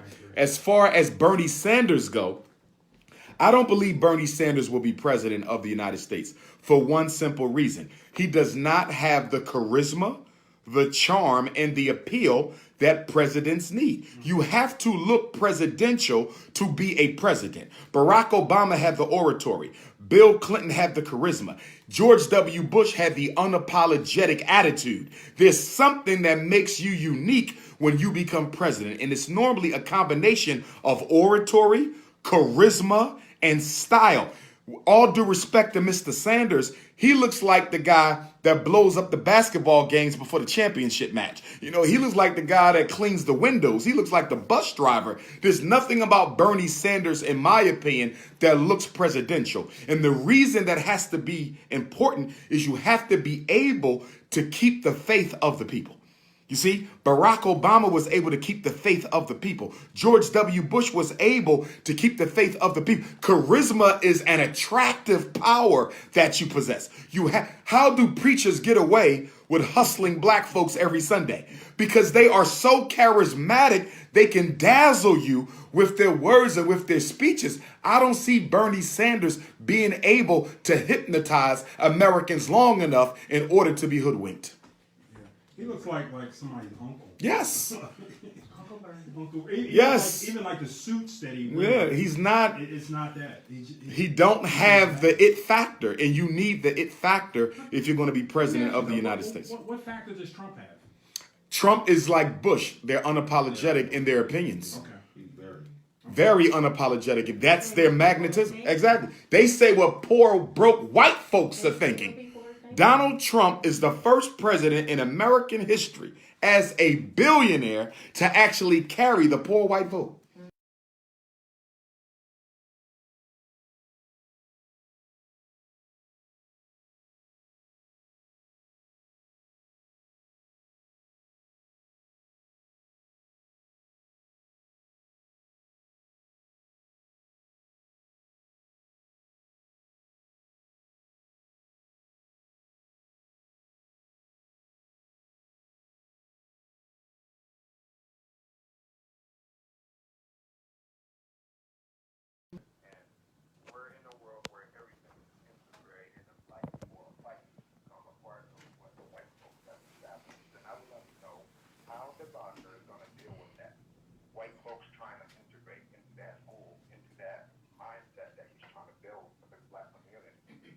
I'll be honest with you. If a white parent applied for admission for their child in an effort to protect the safety of my students and the integrity of my school, I am not against a handful of white students being at the Frederick Douglass Marcus Garvey Academy. In fact, I can almost guarantee you that there will be a white staff member or two as a politically strategic move in order to make sure that my children are not marginalized or in any way receive any of the kickback that was intended for me. You know, I want to make sure we don't get cheated at the football games. I want to make sure the restaurant doesn't close down all of a sudden when we get off the bus to go and eat. And in order to do that, you're going to need a white teacher or two. They're going to need to see a white student or two. So I'm not opposed to a couple of students or a couple of white folk being employed at the school. Strategically, it's a necessity in a predominantly white society. You still there, Carly? You got another question? Okay, so it's necessary, but you think you won't be able to accomplish that without white allies? Can you not accomplish those same goals solely with black folks? Well, I'm in a He defined segregation from separation, and I thought he was going with separation. I don't believe in separation. Black people are already separated, so I don't need to advocate that. Okay, we're separated politically, we're separated economically, we're separated socially, we're already separated. The problem is we are separate and powerless. I am for nationalism, which means the independent creation of a power base politically and economically so that black people can thrive upon. It doesn't matter whether you live next door to white folks or not. What matters is whether or not you have your own political power, your own economic power, your own schools, your own supermarkets, your own hospitals, your own import and export. What's important to me is nationalism and independence, not separation. With that being said, the Frederick Douglass and Marcus Garvey Academy is in a predominantly black city, in a predominantly black neighborhood, on a block that is exclusively occupied with FDMG campus buildings. So unfortunately, I don't share your same concerns and reservations. I think we'll be fine. Thank you. We're going to go back to the phone line. I believe we have someone calling from Los Angeles. Not Delaware. Huh? Delaware. Delaware in the house. Good evening. Welcome to the show. Can you hear me? We can hear you loud and clear. This is Melody. Assalamualaikum. Hey, wait, Salam, my sister. How are you? I am so excited. The only thing I want to know is how we can help on Thursday because I want to get some people to physically come to this meet and greet. And I'm so excited about it. Thank you, sister. Yes, thank you, sister. I appreciate the support. What I want to do is I want to give you my cell number, and I want you to text me, and I'm going to text you the information. Are you ready for my cell number? Yeah, you can go ahead and get to it.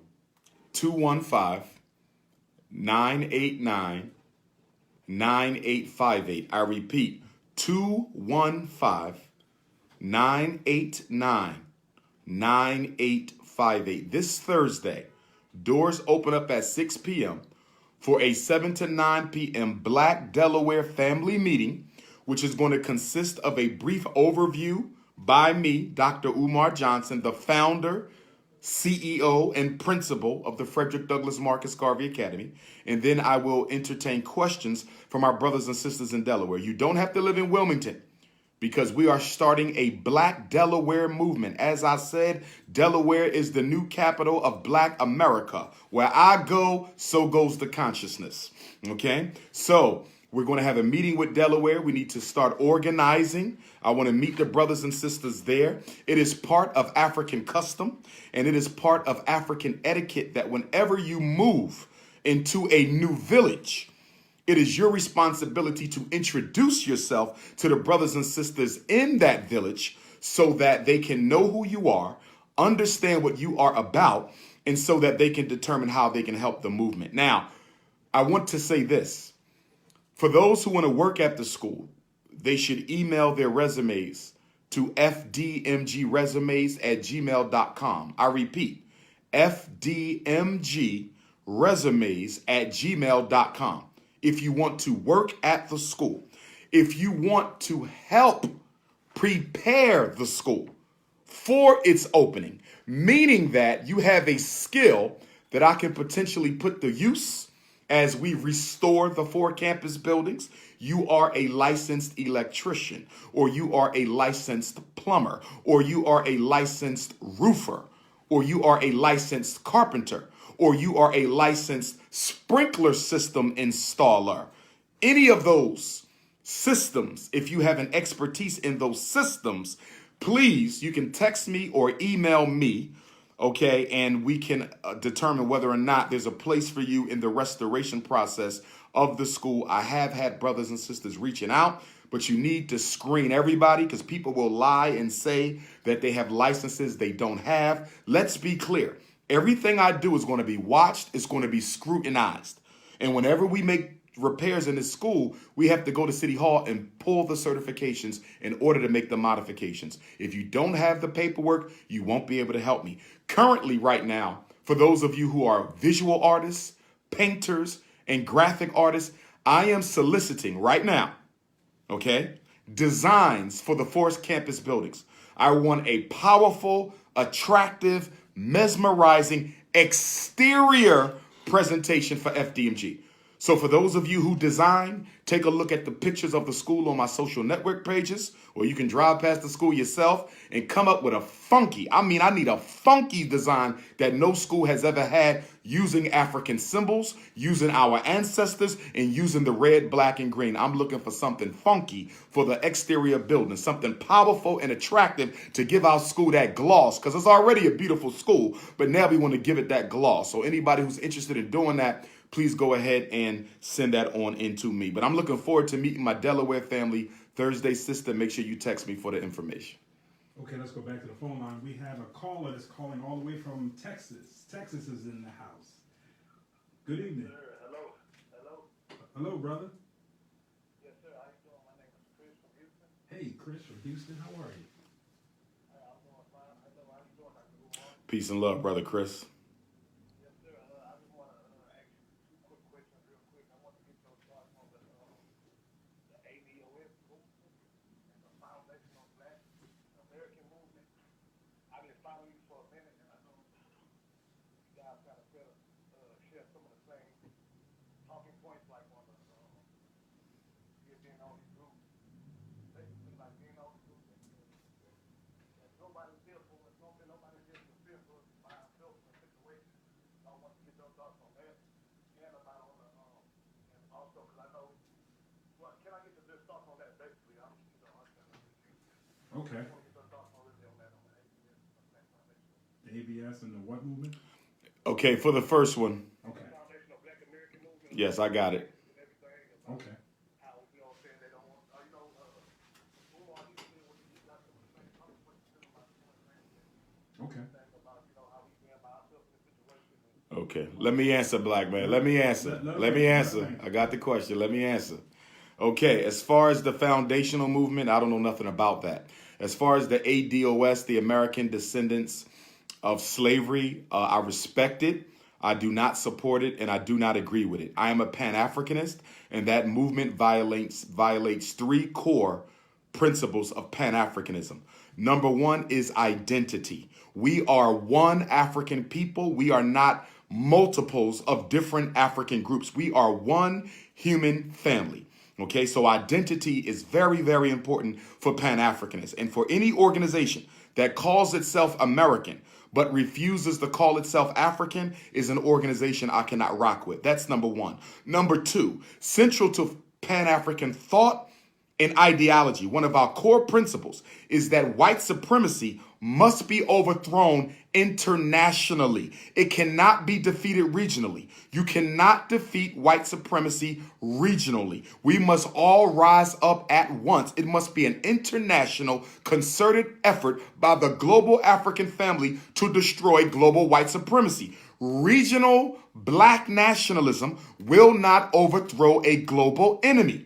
Number 3, okay, and probably the issue that I take most seriously with regard to the ADOS is the disidentification from our African immigrant brothers and sisters. I'm not disidentifying from nobody. Last time I checked, our Jamaican African brothers and sisters were enslaved. Last time I checked, our Cuban African brothers and sisters were enslaved. Last time I checked, our American African brothers and sisters were enslaved.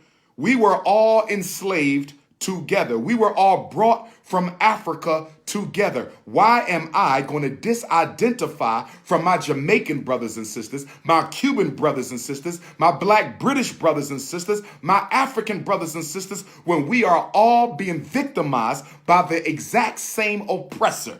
The Jamaicans were enslaved by the British. The African Americans were enslaved by the British, except for the last 90 years. So why are we separating when we were both enslaved by the same power? So let me get this right. There's only 3 million African immigrants in the United States. There's only 3 million African immigrants in the United States. We're going to start a fight with them, but we're not going to start a fight with the LBGT who has stolen everything that black people have fought for. We're not going to start a fight with the Mexicans who have stolen everything black people have fought for. We're not going to start a fight with the feminists who have stolen everything black people have fought for. There's about 50 million Mexican immigrants in this country, twice that number of homosexuals, 5 times that number of feminists. But instead of fighting with them, we're going to pick on the lowest group on the totem pole, our own kith and kin, African brothers and sisters. A house divided cannot stand. It's Pan-Afrikanism or perish. I respect the ADOS movement, but I cannot support it. All right, okay, let's go to the next caller. We got a caller that's calling in from Los Angeles. Good afternoon. Welcome to the show. No, Arizona. Arizona? Arizona. Okay. Caller? Are you there? Yes, Dr. Umar. Yes, sir. As an immigrant from Africa, I have a question. I've been following you on radio, and I do admire the work that you're preaching. So as an immigrant that came from Africa, and I've been here for the past 10 years, achieved a doctorate in pharmacy, how can I play a role in pushing the Black agenda? Yes, sir. Yes, sir. One of the things that I had not yet mentioned during tonight's conversation is the fact that the Frederick Douglass and Marcus Garvey Academy campus will also simultaneously serve as international headquarters for Team Pan-African. That is the international movement for the independence and protection of African people. So that school will never, ever be closed. Once the kids go home, we take care of nation building and we take care of black community business. One of the conferences that we have to have, at the FDMG campus is a conference between immigrant Africans, African Americans, Africans from Europe, African Caribbeans, Africans from Asia, African Canadians, and we got to get in the same room at the same time and hammer out a unified platform so no reactionary Negroes can be financed by the oppressor to come in and sow division amongst us. United we stand, divided we fall, brother. So I'm looking forward to seeing you at that African immigrant, African American, African Caribbean, African Canadian, African British Unification Conference. All Africans in America must unite without any respect being paid to the slave master's flag that we all identify with. We are a people above and beyond a nationality. We are a people above and beyond any other identity that we have, and we are going to bring us together as one group once we get FDMG up. Now, let me say this. Yes, there are African immigrants who come to America who coon. But there's African Americans who coon. There's African Caribbeans who coon. There's African Canadians who coon. There's Africans in Africa who coon. There's Africans in England who coon. Coonism is not the exclusive prerogative of any one subsection of the race. We have post-traumatic slavery disease and post-traumatic colonization disorder amongst us all. And nobody within this race of ours, nobody within this great God-given African race has a right to decide who can and who cannot struggle with us. We are one people, and anyone who tries to divide us as a race will be kicked out and pushed to the side. In fact, guess what? We have our own ADOS. We have our own ADOS. We have our own ADOS, and it stands for Africans, of the diaspora, organized for success. ADOS that. Okay, we're going to go back to the phone line. We got New Jersey and we got Chicago. We're going to go to New Jersey first. New Jersey, you're up. Caller, you there from New Jersey? Okay, Okay, let's go to Chi-Town, Chicago, Windy City. Good evening. Welcome to the show. You're on with Dr. Umar. Hey, Dr. Umar, it's Media. I just want to first say that know that you are loved, you are appreciated. All of our peers are with you as you build up the school and you do everything you're doing. Thank you, sister. And then, Give us your name one more time. I'm sorry. Media. Okay, thank you. And my question is, I don't know a lot about the Delaware community, but how big is their population, and how do you as far as young boys for school, and then how are you going to come about sending out the admissions letters and stuff what Mhm. Good question. in August? Okay. Firstly, Delaware is the second smallest state in these United States. That's number one. Number two, although it is the second smallest state in these United States, Wilmington itself is a predominantly black city. It has a population of just under 60,000 people, mostly Africans. There's very few independent schools that even have 1,000 students in them. I'm saying that to say that I will have no problem filling the school if I needed to rely exclusively on Wilmington. But we won't need to rely exclusively on Wilmington because we will be able to offer the school to our young African boys living in southern Pennsylvania, Chester, and Brookhaven, even Philadelphia. They will be coming in on the bus. And then our young African boys from northern Maryland, they will be coming up on the bus. And then our young African boys in southwestern New Jersey, Camden, and other points south. New Jersey is only a 25-minute ride, Camden, from Wilmington. That's not even including the cities of New Jersey that are even further south of Camden. I'm saying that to say, Queen, that enrollment will not be an issue. I will be very, very, very surprised if I have any trouble at all finding enough students. I think my biggest concern is going to be, how do I turn away black mothers who need their son in this school when we don't have space, because I don't want to overwhelm my teachers and I want to keep class size at a respectable level. So recruitment won't be an issue. I mean, recruiting staff isn't even an issue. I have almost 3,000 resumes, 3,000 just for the job. So bringing the black boys won't be an issue at all. I get emails from black boys every day. I just got a text the other day from a black boy, said he can't wait to come to my school. I anticipate that the Frederick Douglass Marcus Garvey Academy is going to bring a lot of energy, financial, political, and otherwise, to Delaware. I've already been told by at least 200 Africans that they're moving to Delaware, hands down. And not all of them are moving to send their children to the school. Some of them no longer have school-age children. They're moving because they want to get involved directly with Team Pan-African. They're moving because they want to get involved directly with the unapologetically African movement. They're moving to Delaware because they want to become an integral part of the National Independent Black Parent Association. Team Pan-African, the FDMG building, our campus will be the headquarters of black consciousness in the United States of America. We are it. And because we are the mecca of black consciousness, all of black America, I expect, will be swarming to Delaware to be a part of the liberation struggle. Okay, we're going to go back to the phone line. We have a caller that's calling in from Wisconsin. Good evening. Welcome to the show. You're on with Dr. Umar Johnson. Good evening. Good evening, sir. Good evening.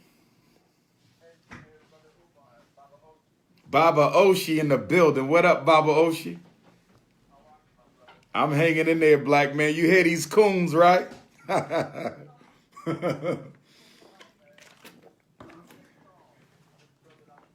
Appreciate you.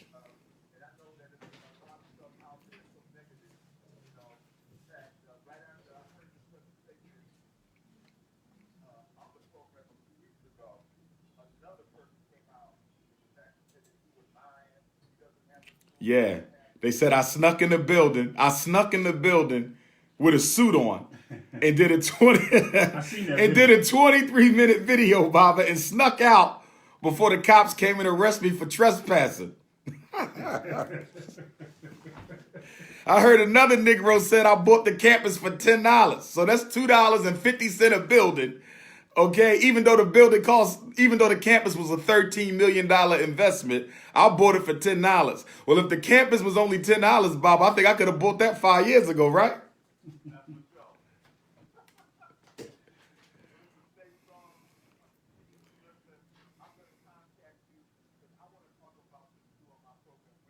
Let's do it. Shoot me the text. You give me the date, Baba. Yes, sir. Brother Bobby, what's the name of your show? What's the name of it?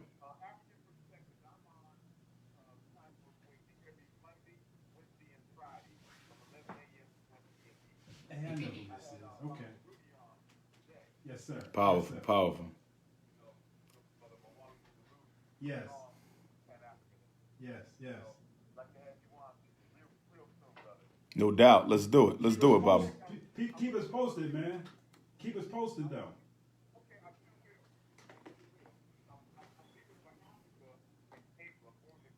Powerful.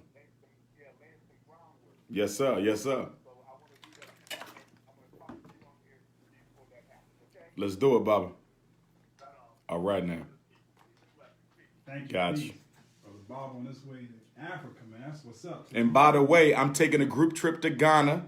We are going to Ghana. I will have the information Monday. It will be 14 days, 12 days on the ground, 2 days in the air. Elmina Slave Dungeon, Cape Coast Dungeon, Slave River, Prince-Pre Museum, African naming ceremony by Chief Nana and Ketsia V of the Ahanta people, okay? We will be going to the Adinkra factory, the Kente factory. You will get your African clothes made, African boat ride, 400 years, and we about to go and wake the ancestors up in the dungeon and say, come on back to America with us because it's time to resurrect FDMG. 400 years, it's time to take the chains off. Black power. So you're going to let the people know when you make the announcement how much it's going to cost and everything? Yes, the trip will be approximately $4,000 per person. Okay.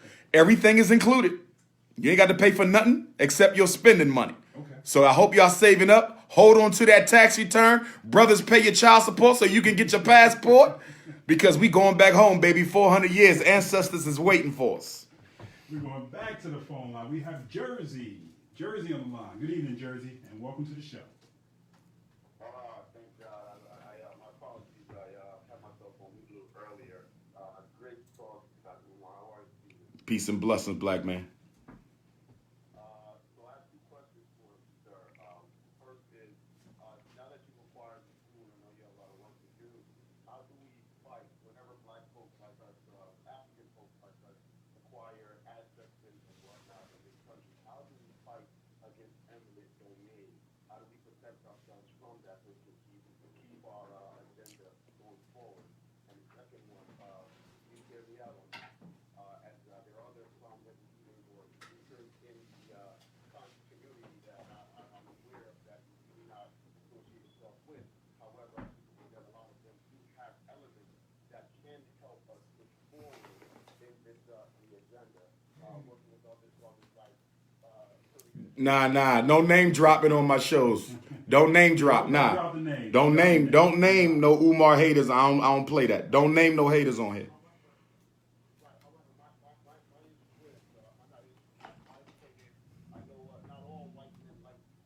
Yes, sir.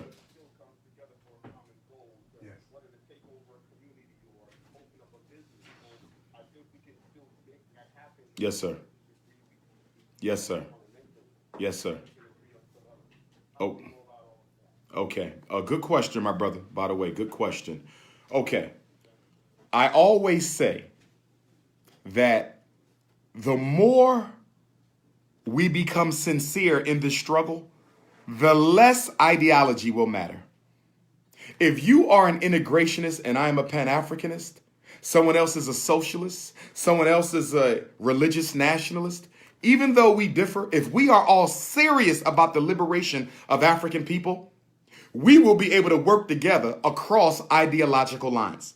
So I'm saying that to say that if there's a brother or sister who is sincere about African liberation, I can work with them across ideological lines. And I do work with brothers and sisters all the time across ideological lines. That's not a problem. My problem, though, is a lot of you assume that just because somebody talks black talk, just because somebody has a YouTube platform, just because somebody hustles cultural merchandise, that they are serious about the liberation struggle.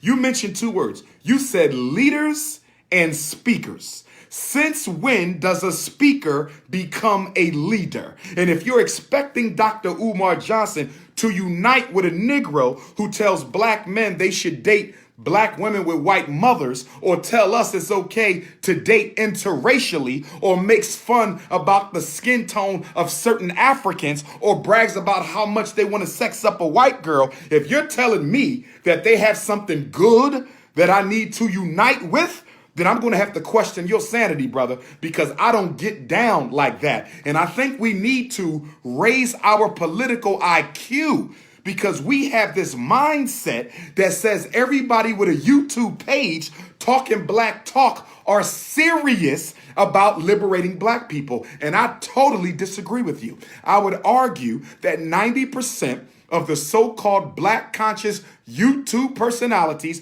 are opportunists, con artists, hustlers, and attention addicts. Opportunists, con artists, hustlers, and attention addicts who sit on YouTube all day long gossiping about almost nothing so they can get your attention and get some YouTube dollars. That's all it is. They not building no institutions. They not nation building. I should not be the only personality in black consciousness who has acquired an institution. I am not the only person who should have an institution. I'm one of the last ones on the international circuit, and I'm the first one to an institution of those of us under 50 years old. That's not acceptable, brother. Stop calling YouTube people leaders. It's an insult to every real black leader we've ever had. Let's go back to the phone line. We got Los Angeles on the line. Los Angeles, good afternoon. Good afternoon, caller from Atlanta. Los Angeles. I know you tried to call a couple of times, but for some reason. Okay, we're going to go back down to Cowtown, Texas. Texas is back on the line. Good evening, Texas. Welcome. Yo, if y'all want, we could go an hour over unless y'all got somebody else. It's up to y'all. We'll see how much more time we can squeeze. Okay, it's up to you. Hello? Yes, sir. Yes, sir. So, how you doing? Where you Peace calling and from, love. brother? Yes, sir. I'm calling from Dallas. Okay, Dallas. Okay, welcome. Question or comment? I just hear you speak on the Pan-Africanism, or how you feel about all this. So I just want to ask, you don't believe that the reparations, if they do give it back, I don't believe they will, but I just say if they do, it shouldn't just go to black Americans, the ones that was here. Okay. It should go to the ones, the immigrants that came over here and, you know, and put their families up over here. It should go to all the black people over here, or the black Americans that was able to make it happen for the other immigrants, black immigrants to come over here and everything. Like, Okay. I hear the question. Let me answer it. Thank you, brother. Reparations is very important to many Pan-Africanists, including myself, and we will get it. But if we get it, depends on how we approach it. Last time I checked, and please correct me if I'm wrong, and I am a student of history, but the last time I checked, there was one African slave trade. I'm almost certain that there was one African slave trade that took some of us to the Caribbean, and took some of us to Europe, and took some of us to America. I'm almost certain that there was one African slave trade. So if there was one African slave trade, there should be one reparations movement. The worst thing we can do is let white supremacy off the hook by dividing the reparations movement into parts. It needs to be one international, coordinated, and consolidated movement. There was no Caribbean slave trade, American slave trade, British slave trade. It was one slave trade, which was largely controlled by the British, and they owned more than half of all Africans enslaved. So if most of us was under one slave owner, If most of us was under one slave owner, why in the hell do we want to separate from other victims of the same slavery? I'll tell you why. Because there's an African-American arrogance and an African-American elitism and an African-American selfishness that says, I want my 40 acres and a mule, but I could give a damn if the other Africans in the world get theirs. United we stand, divided we fall. We get paid together or not at all. That was a nice little rhyme. I was like, I heard a beat. Like, Heard a you beat. beat there, brother. Any more callers? No, that's it. That's it for the evening. No more callers. Now, the program that you're having on a Thursday, what Thursday is that again? This Thursday. This Thursday. 28th, last day of Black History Month. Okay. Are people able to go visit the building if they wanted to go visit? There will be opportunities for that once we start restoring the building. Remember, we got to get a certificate of occupancy from L&I. So, but there will be some limited opportunities for that. But I don't just want people showing up haphazardly. No. Did you post any pictures up? I know Of course. you did a video. Okay. There's 2 videos and multiple pictures. All the pictures are up there on my Facebook, Dr.Umar Ifatunde, and Twitter and Instagram at Dr.UmarJohnson. What's your last comments?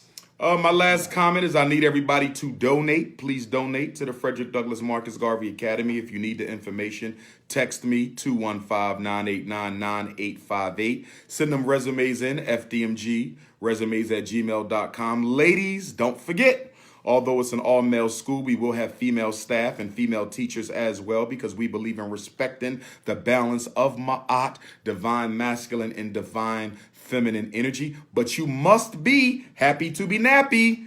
No perms, no weaves. I'm not playing. No hair color in my school. You don't have to be natural now. You can send in your resume now with your purple hair.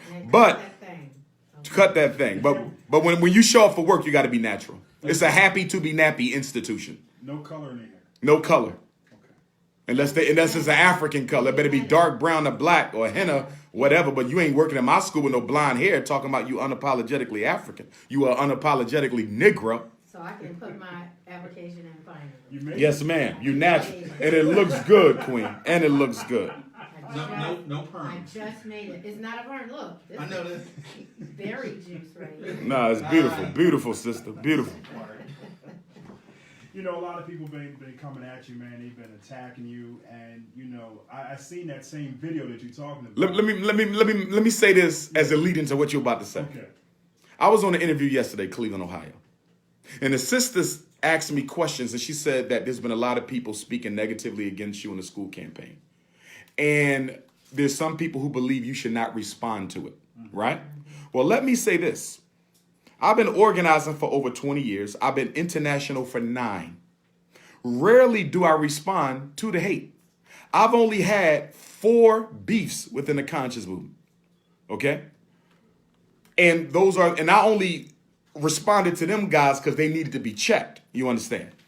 But I don't normally respond to the hate, but I do want to say this though. Dr. King once said, the world is in greater peril, not from those who do wrong, but from those who watch it and don't do anything about it. For what I do for our people, and I'm the only one who does what I do in the conscious community and out, I should never have to take on haters at all. You understand? This should be the black community. Whenever somebody tries to disrespect Dr. Umar, the black community should neutralize them automatically by virtue of who I am and what I'm trying to do. The only reason why the hate is as great as it is because we love negativity and we pay attention to it. If the black community did its job, I would never have to respond to none of that nonsense. Well, you're doing a good job, brother. I mean, I've seen the video. Oh, no, I'm in a good space, man. And you should be. I've been blessed. I'm in a good space, man. Hard for this, I'm in a good space. You know, your hard work is paying off. No weapon formed against me shall prosper. Yes, sir. Yes, sir. Somebody just said, can you give out your email? Email address, personal email, DrUmarJohnson@yahoo.com. DrUmarJohnson@yahoo.com. Phone number, you could text me 215-989-9858. 215-989-9858. Please stop texting me talking about can you get a job? It ain't that type of party. No, I'm serious about this. I don't care if you family. I don't care if you friends. I don't care if you coworkers. I'm choosing the best people for our boys. I have been in education for 20 years, and I've seen too many teachers who should not have had jobs. And they had jobs because of a personal relationship with the principal, personal relationship with the superintendent. Nobody will be in my school, not even family, because of a personal relationship. You will be there because you deserve to be there. FDMG, RBG, let's get it. Get my t-shirt. I got the hoodie. My hoodie, I man. got the hoodie. I got you. I need that. I got you. I really need that hoodie, man. Well, as always, man, it's been a Yes, pleasure, sir. man. Yes, sir. It's been a pleasure to have you here, and I know that you and I are talking about having a program in the very near future. I know Yes, you're talking sir. about spring. I got a location for us. Okay. I got a location. I'm just waiting for you so I can pull the trigger and lock it down. We don't have no problem getting it. It's a very nice building. It's a high school right here in South Philly. It's state of the art, man. We can do it. I'm just waiting on you to. Yes, sir. I want to release the book. We can do it. I'm People working are on asking it. about the book. And Yeah, somebody Black that's Parent online- Advocate. That should be ready shortly. Somebody wants to donate something. They just posted something on Facebook Live. They said, how can they donate to you for your cause for the school? They still want to get it. I ain't memorized that. Okay, well, we're still live on Facebook. 9634 Wilmington, Delaware. P.O. Box 9634 Wilmington, Delaware. P.O. Box 9634 Wilmington, Delaware. 19809. 19809.